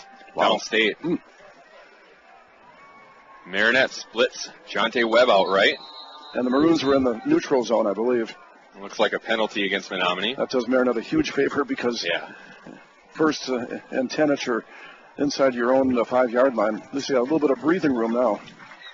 Not much, but some. Never fun when you're in the shadows of your own goalpost. First and 5 for the Marines from the 7-yard line. 5 minutes, 38 seconds left in the ball game. Menominee 42, Marinette 21. Marinette up to the line of scrimmage. Jonte Webb split left, wing T, everybody else in tight. In motion, Maskey, he gets the ball, goes up the middle. He got maybe 3 yards, not a too bad of a run. Maybe actually it looks like they gave him 4. Caleb has 5 carries, actually 6 for 31 yards and 1 touchdown now. Clock's running, 5 minutes, 15 seconds left in the fourth quarter. Menominee 42, Marinette 21. I wish it was 41. That'd be a burner. Yeah. My subconscious. Here's the snap. Direct snap, straight up the middle. Johnson right up the middle. He got the first down, 2-yard gain. First down, Marinette. 4 minutes, 53 seconds left in the ball game. Menominee 42, Marinette 21. Unofficially, Marinette's 7th first down on the afternoon. Menominee with 8 first downs. Luke Johnson heads to the sidelines, gets a hug from his coach, and Matt Eldridge, the sophomore, replaces him. Luke had a solid game. I mean, he threw the interception early, but otherwise he came back and played very well, I thought. Played very well in the second half. Inside handoff to Jagelski. I like what Coach Walters is doing, too, sprinkling in other reserves as well, giving them a taste of what this, not only what the game is all about in terms of just preparing for it, but also getting onto the field. Jagelski has 10 carries for 82 yards now and 1 big touchdown. And that's what, over an 8-yard average, but like you said, a 62-yard run. So that helps your average. It does. It shows you that they actually have done a pretty good job on him. 4 minutes left. They get it quickly. Nice little run there. Off to the right side, another first down for Marinette.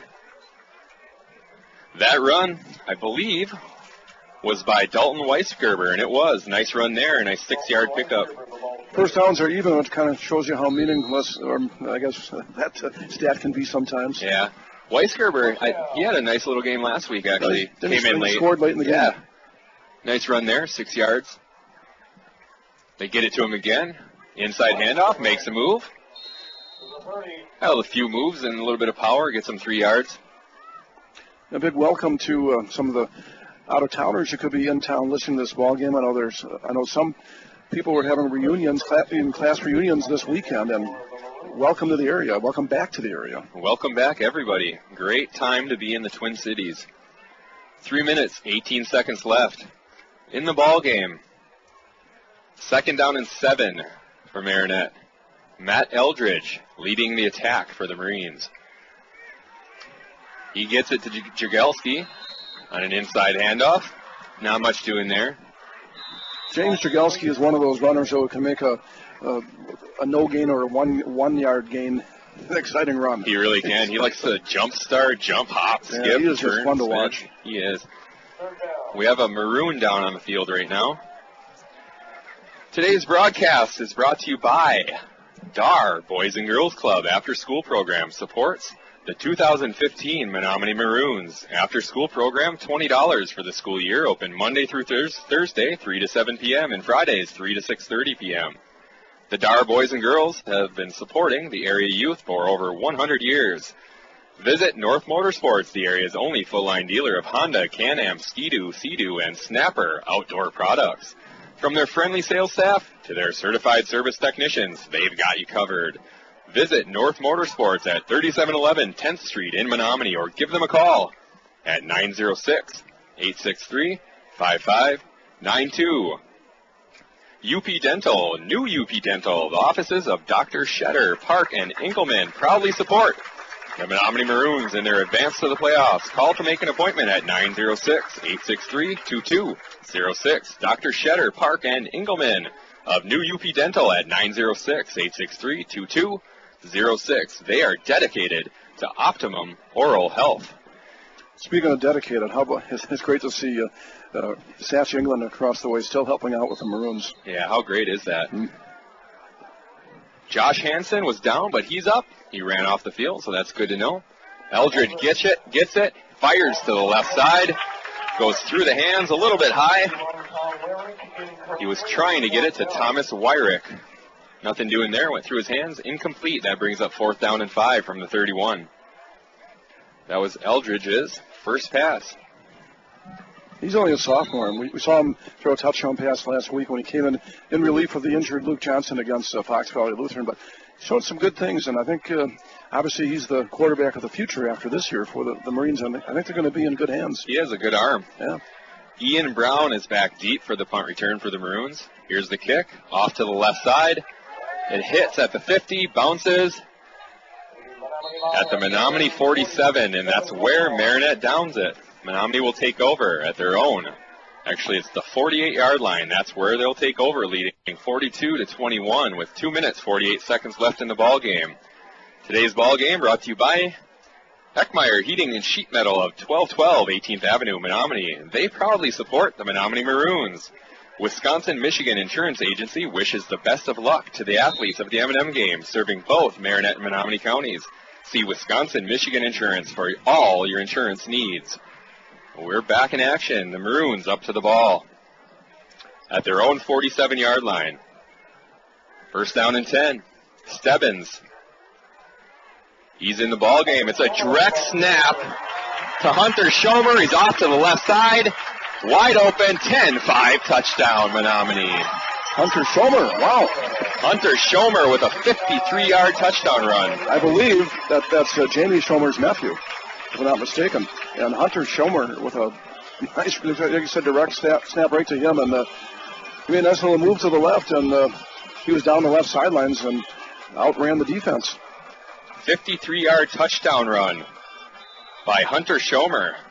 Brings the score to 48-21, awaiting the extra point.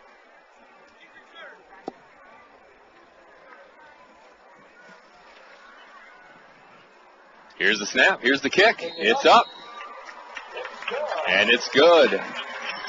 That brings the score to Menominee 49, Marinette 21 with 2 minutes, 39 seconds left in this ball game. And just how dominant has this, explosive has this offense been for Menominee. Now in this particular series with Marinette, that's now 5 years in a row where they've scored at least 42 points against Marinette, and they've been in the mid-50s a couple of times. And of course, if there's any, I guess there's no solace in this, but Marinette's not the only team that Menominee has done it to. Exactly right. Hunter Schomer's first carry of the game in the M&M game and 53-yard touchdown run. What a highlight. What a highlight for that young man. Wow. 2 minutes, 39 seconds left in the ball game. Menominee 49, Marinette 21.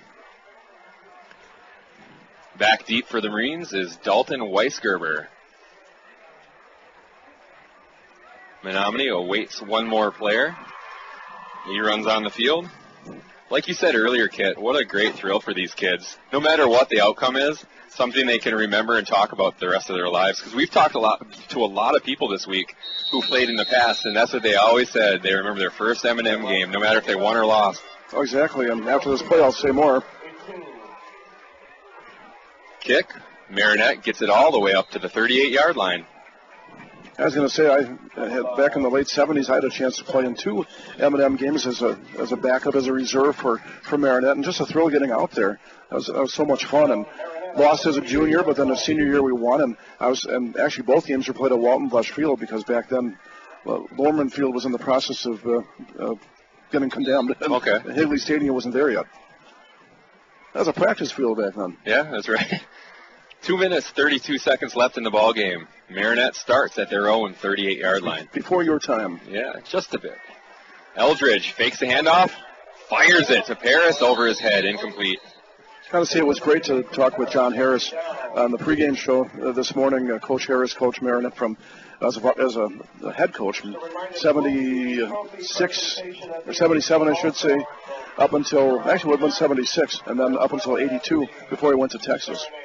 I want to say thank you to all the people who agreed to be interviewed this week and be part of our program because it's been just a great day, and I'm sure the listeners like to hear from Pedersen and Maskey. Pedersen, that was great, yeah. Everybody. Mm-hmm.